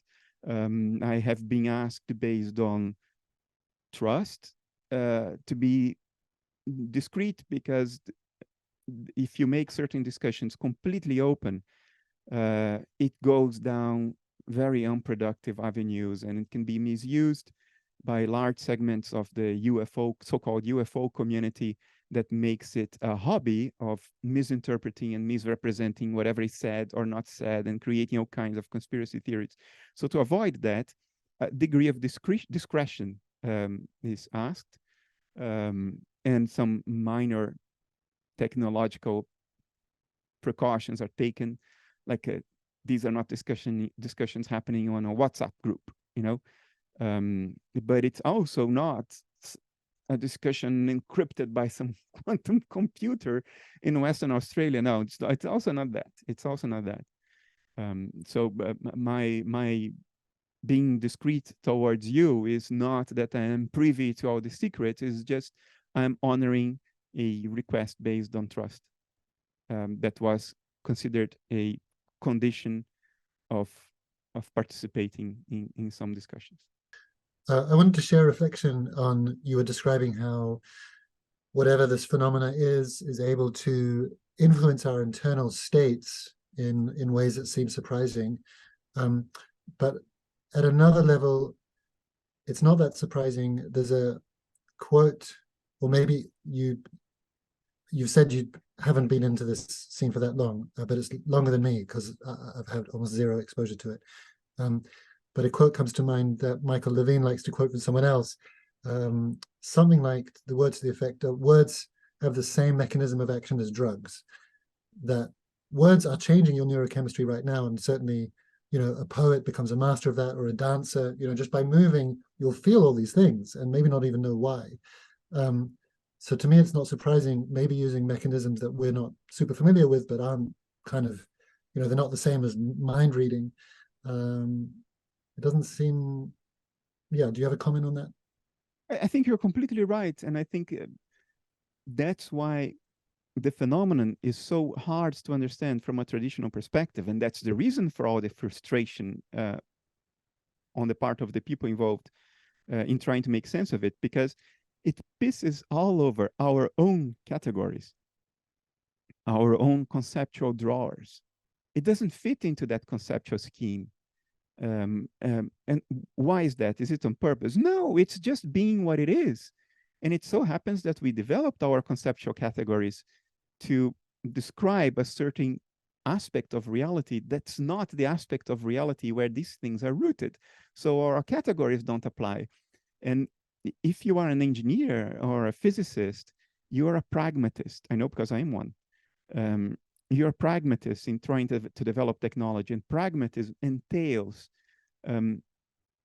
leveraging your conceptual categories as building blocks in a very pragmatic way. And that doesn't work. You cannot, if you're involved in some effort to try to understand something that doesn't fit our categories, and you try to understand that based on the building blocks of our conceptual categories, of course, you are going to fail. So you cannot be pragmatic in that sense of, I just use those building blocks that I already have in a very pragmatic way. No, you have to dig deeper. You have to ask yourself deeper questions. Like, at a deeper level, what really is it that I'm looking at right now? And nothing stimulates openness more than systematic failure. When you get exhausted of failing, when your forefathers failed, you failed, and the guys coming after you, you have nothing to tell them but what doesn't work and what didn't work. At some point, you go like, shit. Especially if you are in a community like the military, which doesn't care about what is ultimately true, they care what's going to work. It comes to a point where you go like, okay, I have to change my entire conceptual dictionary now, and I have to learn how to look at this thing with different eyes, and stop projecting my own conceptual categories into this. And amongst those categories is what you described, is what Michael Levine described, which is this artificial separation, this division into two drawers that we make between experiential inner life and its physical traces on the dashboard, like our biochemistry or the words you hear. This whole thing is not divided fundamentally up into the categories of language, biochemistry, and experience. This division into these three drawers is something we project onto it because of our own epistemology, because of what has been useful for us in the past. But when you start stretching the boundaries of knowledge so much to take into account mysterious things, for instance, like the placebo effect, you have to abandon this artificial division in those three drawers, and you start having to see things in a more holistic way to understand all the pathways along which they interface and influence one another. And UAPs are just an extreme form of that. It's the placebo effect to the power of 100. It's everything requires an abandonment of old categories. You know, if you approach one of those things thinking, I need to find the cockpit, I need to find the control lever and the buttons, you're not going to even start. That's not how it works. Or where is the power plant? Where is the fusion reactor that, what's his name again? That, I forgot his name. So-called whistleblower from the late 90s who claimed that he worked in reverse engineering UAPs, and he mixes up the atomic nuclear force with an antimatter reaction. He sort of gets everything mixed up and conflated. If you're going to look for the antimatter reactor, I think you're going to have an issue. You know, you have to think in different categories. The UAP is just an extreme version of the problem that of the kind of problem that requires us to think in different categories, and therefore are the most difficult problems to be approached, because you cannot just pragmatically reuse the existing conceptual building blocks you already have. No, you have to bake new building blocks, new bricks. There's a story, think of where a solar-powered radio gets dropped into a community that has no other technology. And so it doesn't ever run out because it gets powered by the sun, or it doesn't work at night.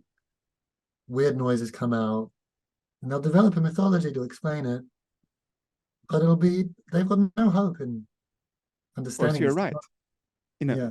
If I would drop a mobile phone and in the time of Goethe in the late 18th century and ask Goethe and the top scientists of the time who were at the University of Vienna, who were in Goethe's circle, please reverse engineer this for me. Yeah, you're not going to go very far, because it requires us to think in different categories. It requires an understanding of different elements of reality than we even know exist, like electromagnetic fields, which we were not aware of in the late 18th century. It would take Faraday a few decades later to figure that out. But there is another metaphor that is a little more hopeful. And that's a metaphor by Jacques Vallée, which is, suppose you drop an airplane in the backyard of a tribe of the Australian Bushmen 500 years ago. They would not be able to do anything with it. Or would they?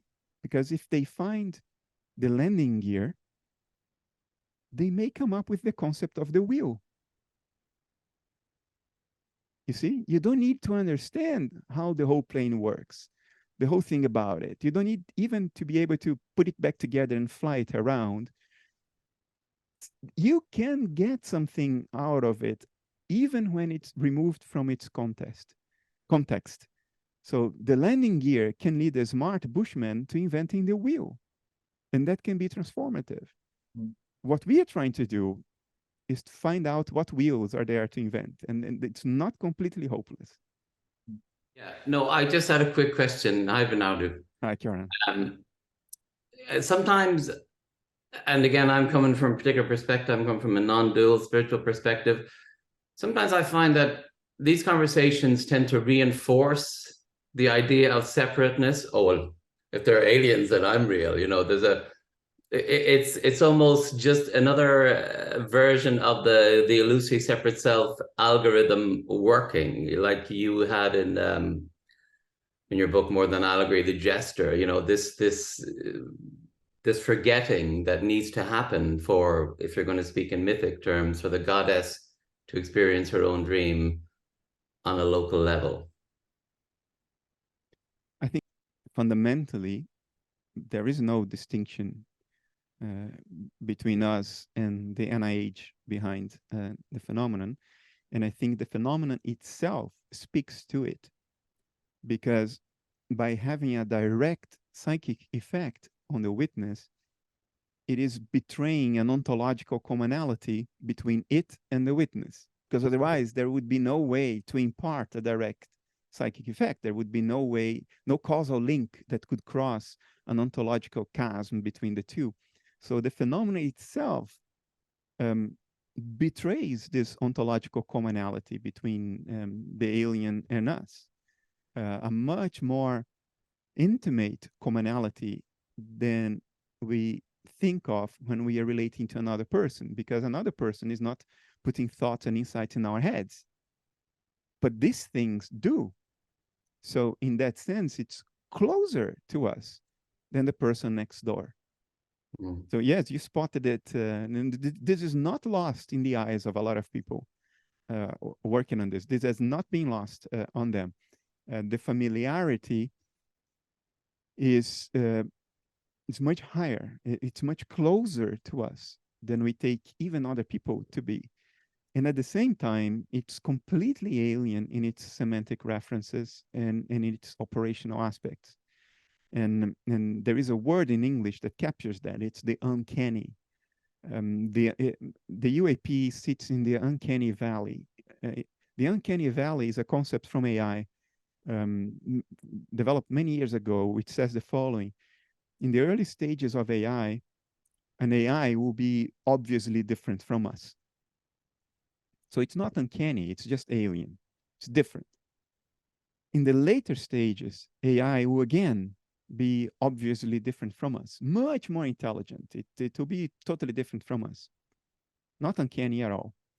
But there is the uncanny valley in between, when the AI is close enough to us to evoke familiarity, and yet so completely distinct to evoke the opposite feeling, the feeling of alienness. And that's the uncanny valley. It's the uncanniness of it. And the phenomenon, the UAP phenomenon, is right in that uncanny valley. It can be surprisingly intimate and close to us, and yet operationally so fantastically alien, technologically so fantastically alien. And physically, apparently physically less alien than we thought. You know, you can actually touch the stuff and shove it under an electron microscope. So this is not something that is discussed enough, probably because priorities are such right now that we don't get even the opportunity to discuss these deeper questions. A lot of the discussion goes into how to do disclosure responsibly, which I think is a silly discussion now, because the don't look up syndrome is clearly so widespread that no, you don't even need to be careful. Just put it out. No, nothing will happen. Nobody's going to jump off a roof. People will not even raise a metaphysical eyebrow from this. After what Kirkpatrick did, and I'm sure he thought maybe going too far here, and then not a peep. It's like there are conceivable scenarios, not completely implausible, in which disclosure can accidentally lead to conflict, to a kind of misunderstanding or assumption by another party that accidentally leads to conflict. So a lot of thought goes into not doing that. Very, very, very paranoid thought goes into eliminating any conceivable possibility that might happen. But of course, it's always a catch-22, because to eliminate every conceivable possibility of error, you need to have total control over the thing. And here's a thing in which we do not have control at all. The thing does what it wants, anywhere in the world it wants. And it doesn't ask in advance whether it can do that or whether it should do that. It doesn't even give notice. Oh, it is going to do that. No, it's happening all over the place.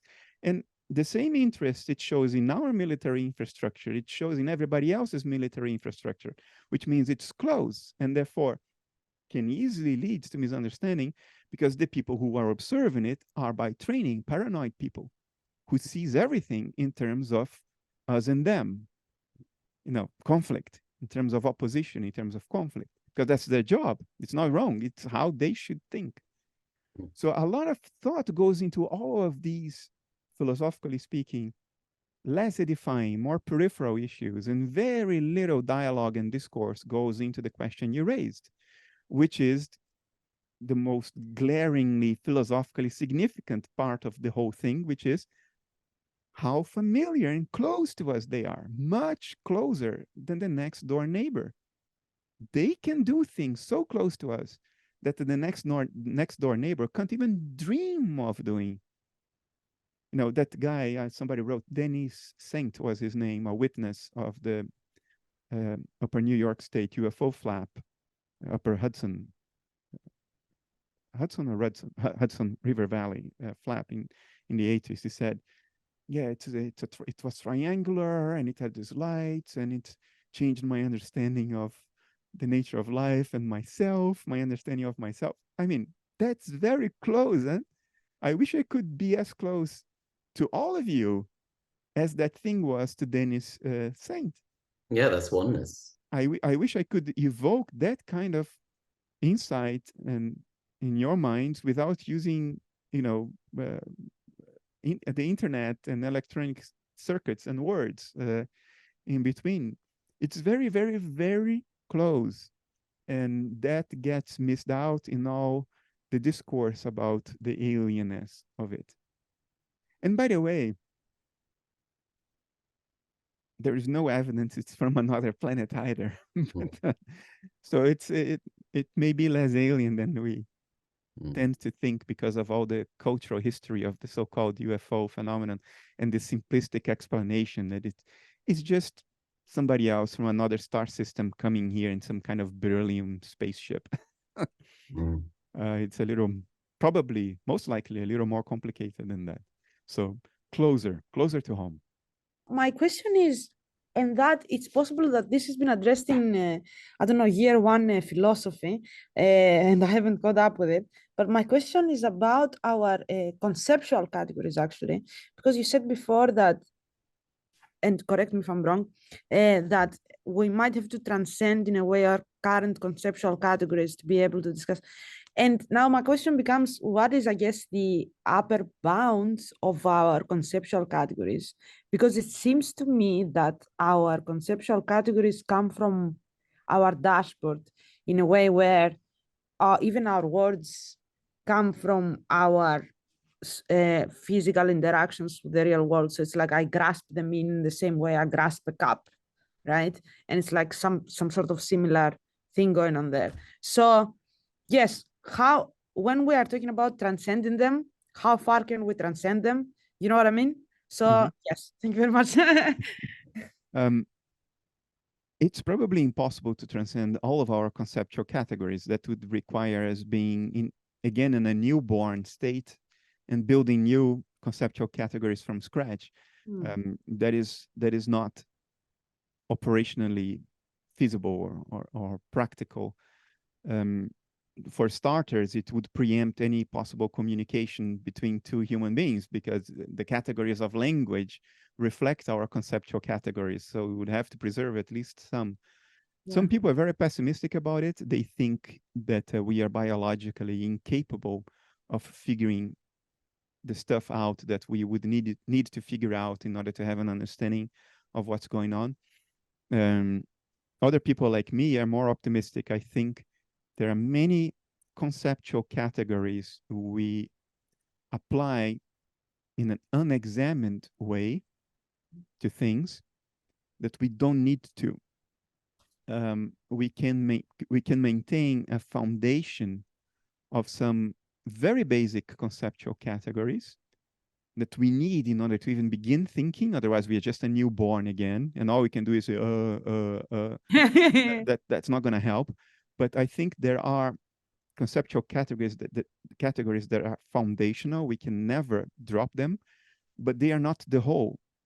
There are many, many more conceptual categories that are not intrinsic. They are not inherent in human physiology, in the cognitive architecture of human beings.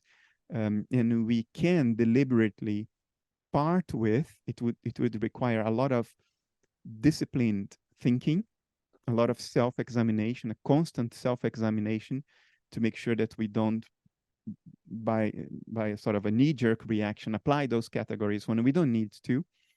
I think progress can be made. I think there are many more conceptual categories that we unthinkingly apply that are not really required, that can be abandoned in a way that remains coherent and remains operationally productive. A lot more than we think. We think all of our conceptual categories are axioms. I think that's not the case.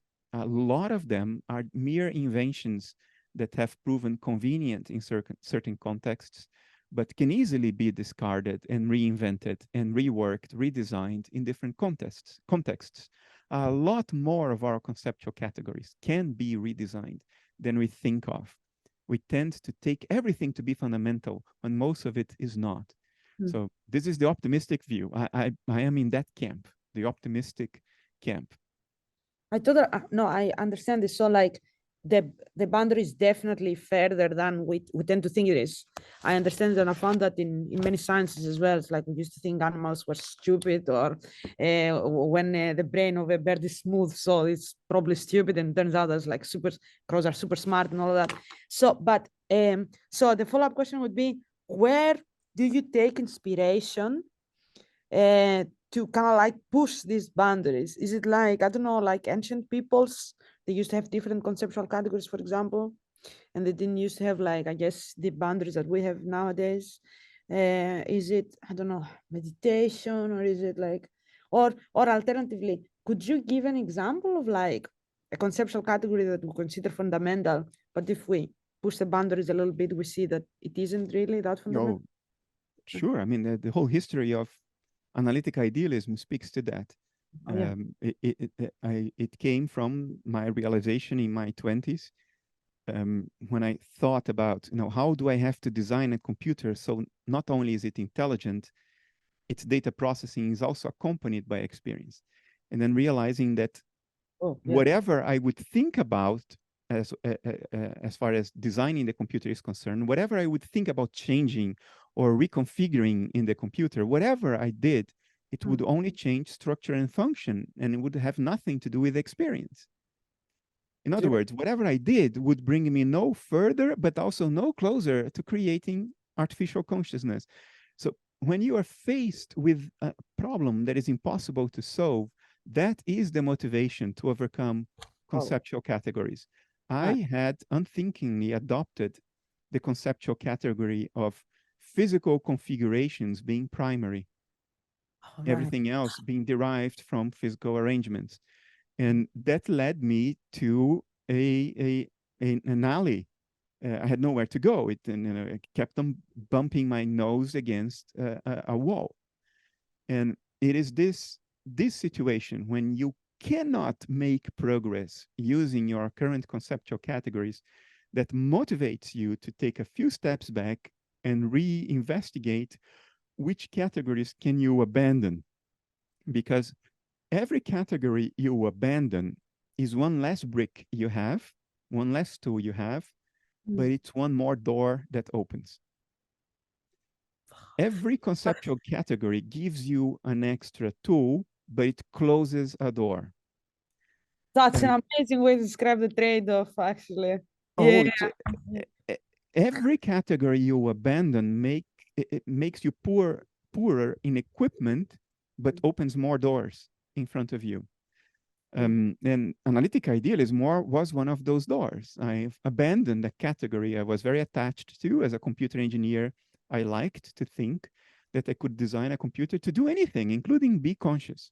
And that brought me to an insoluble problem. So I abandoned that category. I had one less tool, but another door opened. And then once you go through that door, you develop new tools. in the framework of those doors. And the UAP is the same thing. You know, how many decades does it take people to hit their nose against a wall and consistently fail until they realize, okay, you have to abandon some conceptual category in here. It's facing a problem that has no solution under certain conceptual assumptions that gives you the motivation to part with those assumptions. You face yourself in a situation where you cannot make progress if you stay attached to certain conceptual categories. And it's an extremely uncomfortable state to be in. And it's probably the only thing that can move you to abandon conceptual categories, because we are so incredibly attached to them. We like to think of our life as a progression in which we build up on top of previous conceptual categories. Well, in fact, every now and then you have to pull the rug from under your feet and allow that staple, that stack of conceptual categories to just fall apart. You have to demolish it every now and then. In optimization, this is called avoiding the local minima. You don't want to get stuck in the local minima. You have to allow things to get a little worse in order for them to get much better later. And abandoning conceptual categories is like simulated annealing. If you get stuck in a local minimum, you have to allow things to get a little worse by abandoning some conceptual categories. And maybe you will find the maximum, the global minimum, the best of all situations. But if you're married to the things that have been useful so far to bring you to a local minimum, you get stuck in it. You never allow yourself to face a worse situation for a little while until it gets better again. Even the most hard-nosed, pig-headed scientist, engineer, given enough failure, they will abandon certain conceptual categories. If they failed long enough trying to do something that can't be done under certain conceptual categories, and they fail and they fail and they fail and they fail, eventually everybody gets tired of failing. Especially when it's a very concrete problem. Philosophy is not very concrete, so you still have the bozos of materialism going on the airwaves saying, oh, no, this nonsense of panpsychism and idealism, we are going to solve the hard problem of consciousness. If you don't really have a concrete problem that you need to solve, if it's only a kind of public relations or airy philosophical question, you can insist on the nonsense for your whole life until you die. And sure enough, people have done that. But the UAP thing is a different story, because now it's not a problem that is playing according to your timeline. It plays according to its timeline. So it's not an option for you to insist on the wrong avenue of trying to figure the thing out for your whole life. There is somebody above you who will be saying, no, you either make progress, sir, or you're gonna have to do something else here. It is not, unlike the hard problem of consciousness, the UAP problem does not follow our own timeline. It is not a problem that we invented ourselves and therefore can live with as long as we want to live with. The hard problem of consciousness is not even a problem to be solved. It's an inner contradiction of our own thinking. And because we invented it, the problem is on our timeline, not we on the problem's timeline. But with the UAP, it's the opposite. The problem is not on our timeline. We are on its timeline. It has its agenda. It does its thing. Oh, sorry, 1 second. The problem is not in our timeline, as in we don't control the timeline of the phenomenon. Right, sure, yeah. Okay. We can detect it. We can measure it. We can take notice that things that used to happen once a year are now happening once a week. We can take notice of that. But we cannot say, oh, now let's make it go back to once a year. Yes. It doesn't work like that. Yeah, sure. And if there are things in hangars, chances are those hangars belong to the private sector, and the private sector wants results. They are not storage facilities. They want results. And if they're failing, you know, at some point you have to abandon some assumptions. Sure, yeah. Because So the ones you are married to have proven ineffective. So this is not a problem that is on our timeline, unlike the so-called hard problem of consciousness. So you don't get the option that the bozos on television have to keep saying one day we'll solve the hard problem and materialism is right. Yeah, I know the Brian Coxes and the other the other idiots out there. They can do that because the problem is on our timeline, and because they are media people and they influence the culture, they impose their timeline on the problem. yeah, yeah. Oh, right. Unfortunately, it doesn't work in this case. Okay, that's It- very good. That's very good. This means that the necessary pressure is applied to, you know, transcend. Oh, you bet. That's You great. bet. Yeah. Oh my God, thank you, Bernardo. Once again, helping my thought kind of become clearer, and it's really nice. Thank you. You're welcome. Thanks, Eliana. Certainly when I started to ask people, I've never had an experience of this sort. I just thought hardly anyone ever has. But then when I started to ask people, kind of based on last year with Patrick Harper, like, oh, let's just start asking people. A lot more people in my life was like, yeah, there was that one time that weird thing. And very often, similar to you, Bernardo, they didn't know what to do with it. It was just, they didn't tell anyone really until I asked them. It was just Those like, are the most reliable witnesses, the one that don't tell anyone. yeah. The ones that don't go to the media, don't make a fuss out of it, don't even tell their families. But a lot of so-called UAP sightings are trivially accounted for by the space station. I don't know whether you guys have seen the space station flying overhead. It's incredibly bright, incredibly bright. It's much brighter than Venus. When you see it flying overhead, you think, oh, a UAP. No, it's just a space station because it's in a very low orbit.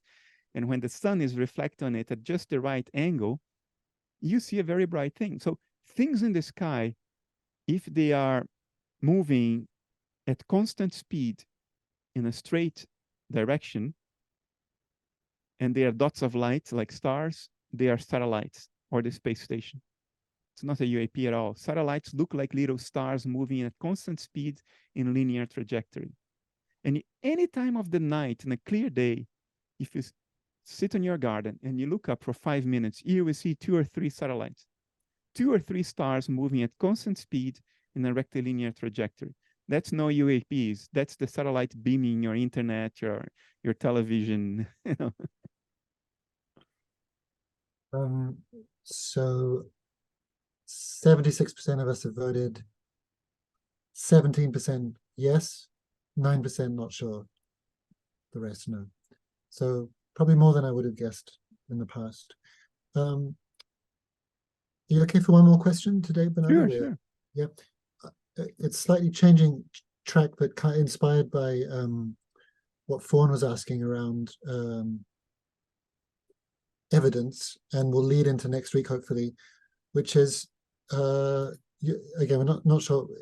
I mean, the theme will most likely be non-duality spirituality again for the last week, potentially with, to be confirmed and still in discussion, with Chris Wallace. And what's interesting about him is his perception is that your framework, and I'm sure you've heard this many times from many people, your framework is almost identical from what he can tell to the Sanskrit tradition that he studies, which is over 1,000 years old. Oh, I saw your email. Yeah. Yeah. And obviously, there's traditions much older than that as well, which we've written about. What would be the threshold, speaking to you as a scientist and philosopher, for information gained through meditation? Let's say a bunch of meditators, I don't know, let's say 10 of them, they do a specific protocol of meditation, and they all report a similar phenomenon, the same experience of some description. Is there a threshold, do you think, where either you or science in general would start to recognize that of like, okay, well, that's the same as 10 people walk into a room and they see like a red box or whatever. We have to now explain that. I never gave this much thought. I think there would be a threshold, but I never worked it out in my mind. There are people who do this as their working life, as their profession. The problem they face is that even if they work it out to be a very unambiguous very clearly articulated, very well-based threshold, they still will not be taken seriously by the people who are not going to take them seriously anyway. And that has to do with a fundamental contradiction in science regarding the use of statistics and the definition of randomness. I wrote about it years ago, but it never really resonated much. But it's a very fundamental contradiction in the definition of randomness in science, statistical randomness, and how we use statistics to say that certain things scientifically are proven to exist. Like the Higgs boson, there is a 1 in 3 million chance that it was not true. And we consider that to be sufficient, 3 sigma deviation. We consider that to be sufficient to say that the Higgs boson has been discovered. We had seen the Higgs boson before, all the way back in the 90s when the LEP was running before the LHC. We had seen it. We had seen events. We had events, but we didn't have enough statistics to say that this is a reliable discovery against randomness, against chance. In other words, that we are not seeing this pattern just by chance, just because it's a random fluctuation that looks like the Higgs boson. We need to stretch that chance beyond statistical 3 sigma deviation of less than 1 in a million chance that it's just random. The problem is that the operational definition of randomness in science is such that it can accommodate any pattern. In other words, anything can happen by chance alone. The only distinction is this sigma deviation. I mean, what is the chance that this is just random as opposed to being a real phenomenon, a real effect? In other words, there is no fundamental boundary line between an observation that could be just random chance and an observation of a real phenomenon. There is no fundamental distinction between these two in the way we apply the ideas of statistics and randomness. A random signal can contain any pattern. The question is just how likely or unlikely it is. If you are watching television without tuning to a channel, I mean, in the Netherlands, we haven't been able to do that for more than 10 years because we haven't had free-to-air television for a long time now. But in the US, they still have free-to-air television. So if you set your TV to a channel that's not transmitting, you see TV static, black and white little dots on the screen. There is a non-zero chance that for one frame that can come together and show the face of a monkey. It's not zero.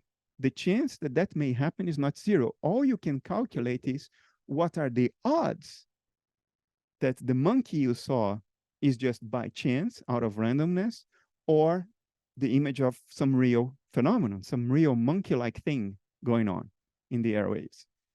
There is no fundamental boundary line between these two things. So why am I saying this? I'm saying this because this is how scientists who are anchored in a paradigm can justify to themselves never abandoning that anchor despite evidence.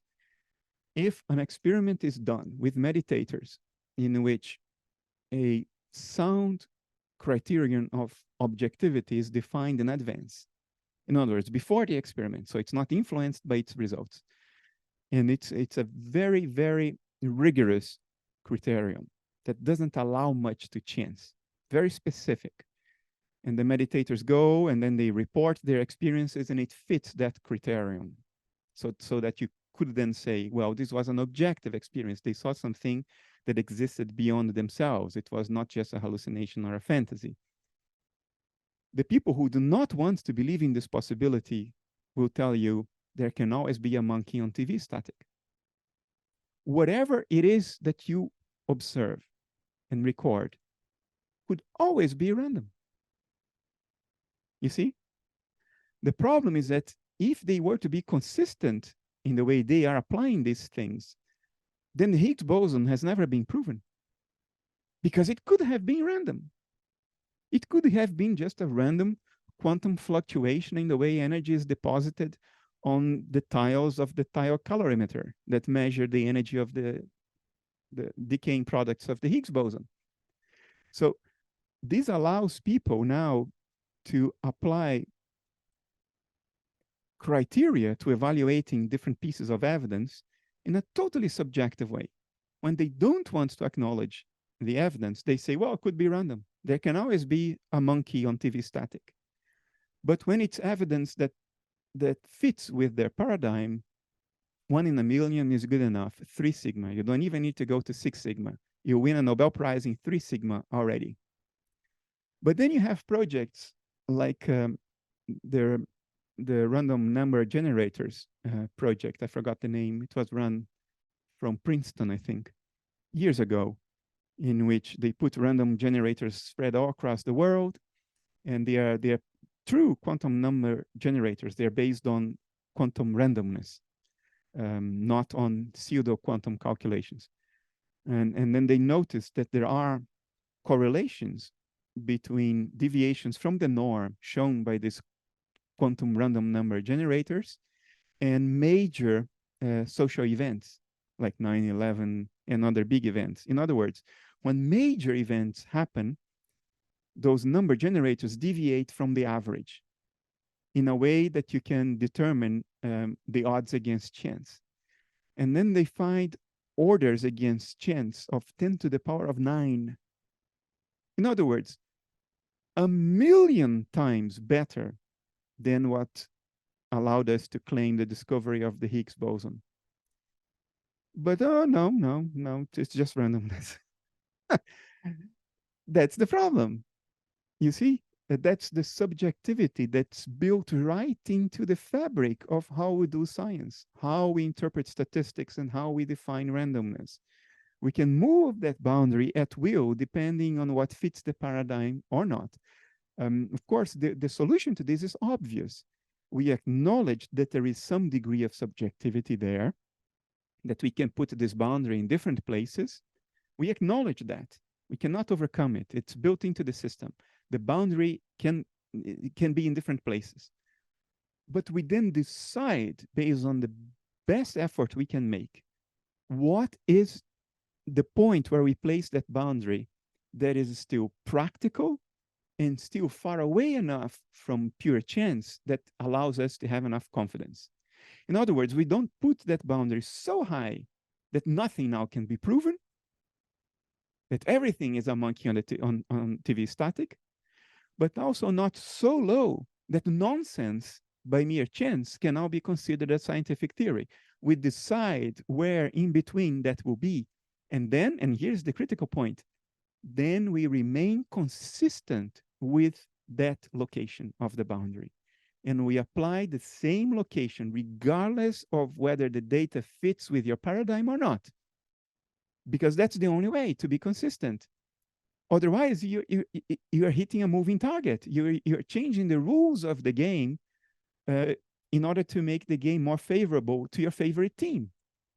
Can't do that. That's the most straightforward way to self-deception. You will believe anything you want to believe if you move that boundary at will, depending on the circumstances. No, the way to go is to decide where it's going to be. Science decided. It's 3 sigma. Now, the Princeton experiment with the random number generators, global coherence project, I forgot what the name of that thing was.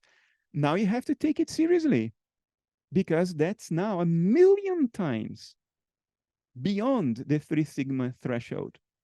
Oh, but it doesn't fit materialism. Well, then materialism has to be questioned. Now we have to start re-questioning. But that's not what we do. What we do is we move that threshold wherever it's convenient for us. So we make sure that our team always wins the game. What you mentioned, that makes me wonder, where does someone start, as the worldview informs everything? How does one start developing a worldview? Well, no, maybe where would, let's say that someone has no idea about analytical idealism, but going back to Amir's question, and the reason why it's not being kind of how it all has to do with the worldview, essentially, that it informs our science and that it informs our Everything. knowledge. And so I'm wondering, to what extent can we say that ontology affects epistemology or epistemology affects ontology? So both ways. One of them is much less trivial than the other. Epistemology affects ontology directly, because the only ontology we have is a part of our knowledge, and knowledge is epistemic. It's our model of the world. It's our view of the world, not what the world is in and of itself, which we have no access to. All we can have is a story in terms of which to relate to the world. And in order to relate to the world in a functional way, we need to believe that story. Most people need to believe that story. It's very hard to keep in your mind at all times that your whole view of reality may be wrong and you are adopting it merely for convenience. It is possible, but it's very hard psychologically. Humans tend to need to truly believe in a story in order to live according to that story. It's just an aspect of our psychology. So epistemology is the foundation of our ontology, because our ontology is always a model of the world, is our belief about what the world is. But the other way works too. And that's less trivial. The other way works in the form of what Thomas Kuhn called anomalies. Anomalies are observations that are as reliable as they force you to review your ontology, as they force you to review your worldview, the narrative in terms of which you relate to self and world, the story you believe about what the world is and your role in it. Certain observations force a re-evaluation of our model of reality. And when that happens, when enough anomalies build up that contradict a culture's mainstream view of reality, then a scientific revolution happens. For instance, in the 14th century. Now let's go prior to the millennium. So in the 10th century, it was mainstream, even unquestioned, that the sun went around the earth, and probably the earth was flat. We knew the earth was not flat, but since 1,500 years before that, but that was only scholars who knew that, and it was polemical even then. For the majority of the people, for the population at large, in the 10th century, our narrative of reality was the world is flat, we were deliberately created by God out of earth, and the sun goes around the earth.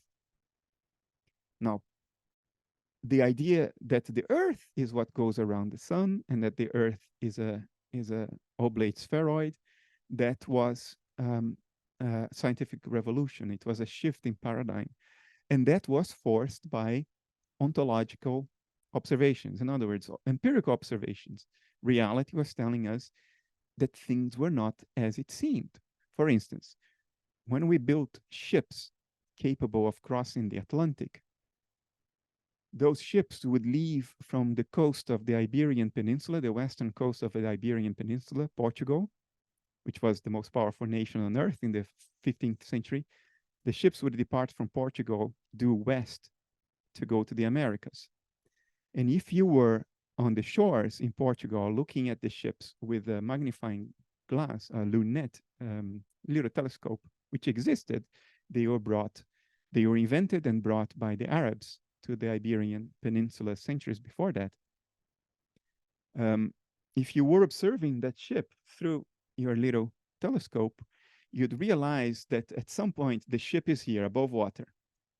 And after a while, half the ship is underwater. What the hell? And after a while, 2/3 of the ship is underwater. You only see the tops of the masts. But when the sailors come back, they tell you, we didn't get wet. We didn't go underwater. So what was going on? Well, what was going on is that the earth is round. So the further the ship travels, the less of the ship you can see, because it has gone down along the curvature of the earth. That's an anomaly that forces you to reconsider things. Other anomalies, the orbits of the inner planets, like Mercury, they didn't fit with the notion that the planets and the sun went around the Earth. You couldn't predict the trajectory of some planets. They had retrograde trajectories. Well, okay, then it's an anomaly. When enough anomalies build, you're forced, because of an ontology, because of what the world actually is, as opposed to our model of it, you're forced to revise your model of it. But of course, your next model is based on your epistemology, on your lines of thinking, on the structure of your cognitive apparatus, because that's all you have to create models. So it goes both ways. Some anomalies can be ignored for a long time. Like we are right now, we are very busy ignoring the fact that physical realism is not true, that physical entities do not have standalone existence. In the time of Ptolemy, we had the epicycles. We wanted to still think that every orbit was a perfect circle, even though empirical observation was telling us that that was not the case. So they started inventing epicycles. So planets would go around a major circle, but along this major circle, there would be a small little circle. And on the surface of that, another smaller little circle. So epicycles on top of epicycles. That's how you react to the anomalies at first. You try to amend your model, but still according to the lines and paradigm of your model. So if your model was everything should be circular, then you add more circles. And at some point, of course, the model becomes fantastically implausible. It becomes self-evidently artificial, something we are trying to impose on nature as opposed to what nature is. And then we understand that orbits are not circular, they're elliptical.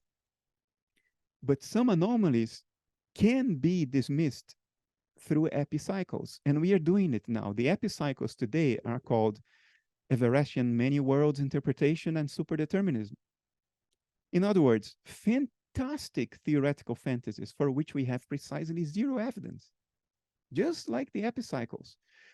But they somehow safeguard physical realism, which is an epistemic idea we are very attached to. So epicycles keep on happening. They are happening in our faces today. 100 years from now, people will be laughing at us. So those idiots, they wrote about the Ptolemaic epicycles and still they fell for it. They really must have been complete idiots. And guess what? 500 years after that, their epicycles will be laughed at. There is a feedback between ontology and epistemology. And what that means is that we never live in reality. We are always living in what we make of reality. It's that which sets the tone for our emotional inner life, how we feel about being alive, whether we are happy or not, depressed or not, anxious or not, frustrated or not.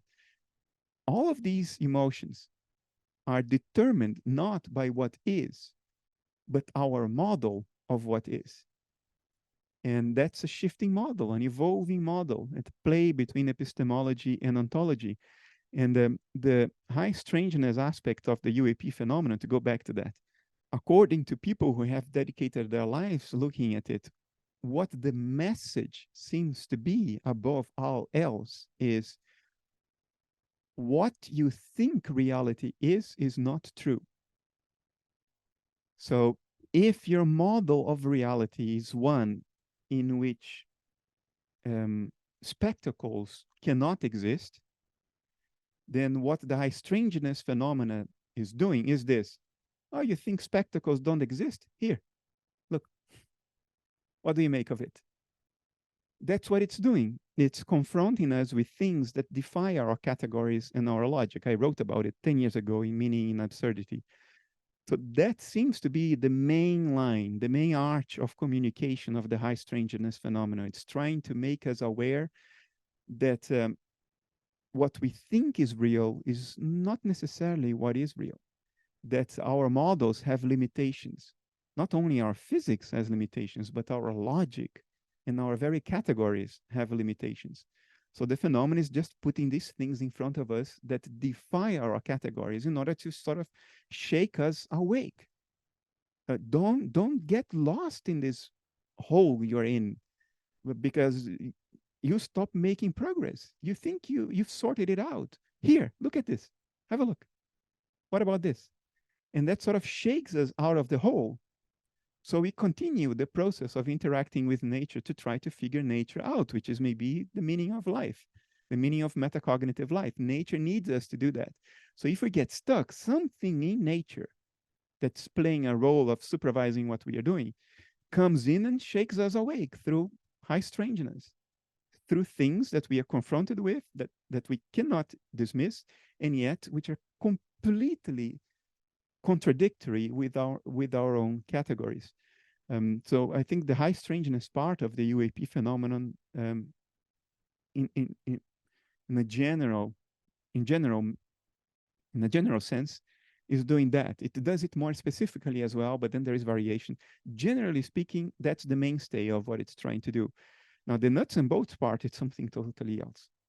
It's not trying to communicate. It's trying to do or avoid something. That's a different story. It may not even be the same origin. I don't know. And nobody I now have access to tells me they know. If they do, they're not telling me.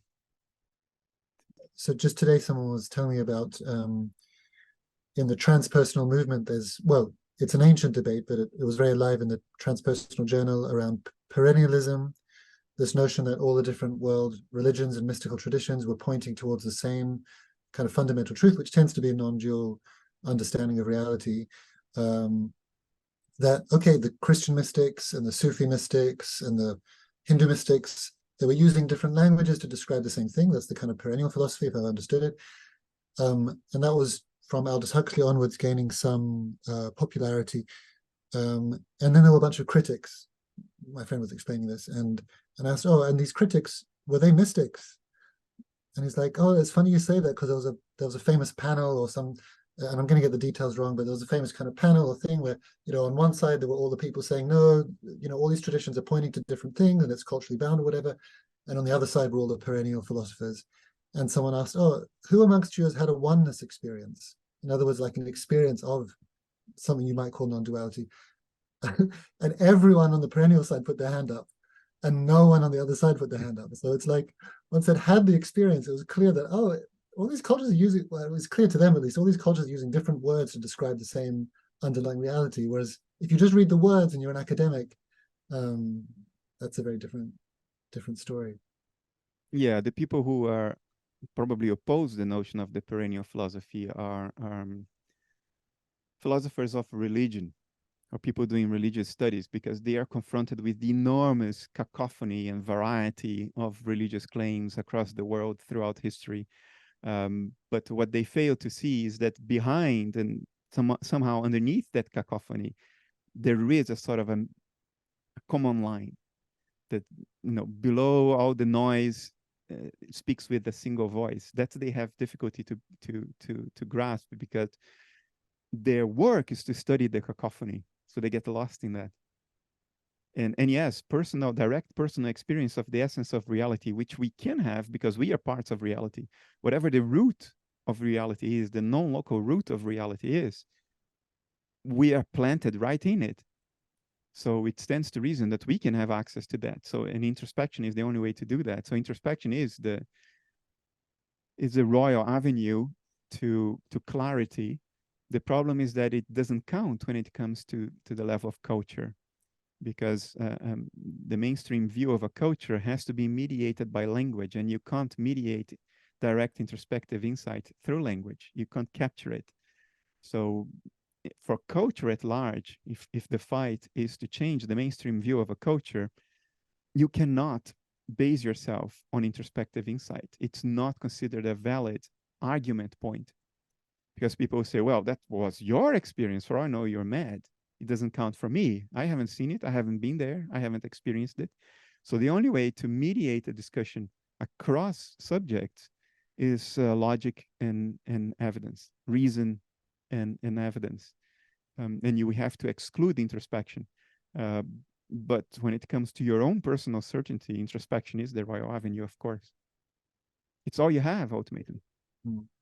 Yeah, and that's why I was curious partly on like, okay, is there a threshold in which you or some scientists or science in general would be like, okay, everyone that does whatever 3 years meditation consistently reports a certain perception of reality, maybe we should start to take it seriously. But I'll read this comment if that's okay, Ricky. There's a book titled God is Not One by Stephen Prothero that opposes the perennial philosophy. It was used as the primary textbook for a comparative religious class I took. I found it pretty persuasive until I had a mystical experience myself. So, the history of religion has been the history of variety. So if you are willing to do a mild amount of cherry picking, you can argue for anything in religious philosophy. You can make any point. There will be enough to make any point. But what is demanded from one, if you want to understand what the perennial philosophy means, what is demanded from you is that you see past the variety of symbolisms. You see past the particular figures and events used in the stories, that you try to see through them into the archetypal meaning that they are all embodying together, even though they express that archetypal meaning according to a plethora, a cacophony of different imagery and narratives.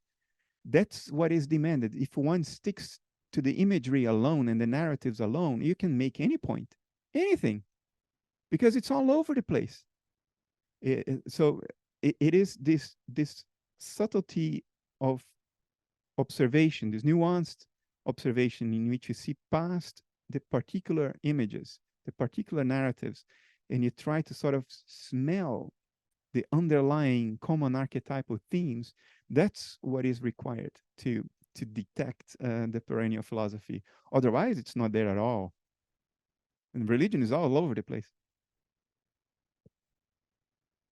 well, thanks again for another comprehensive, wide-ranging, paranormal, highly speculative highly speculative week, very different from ones we've had before. Thanks everybody. Thanks for being here.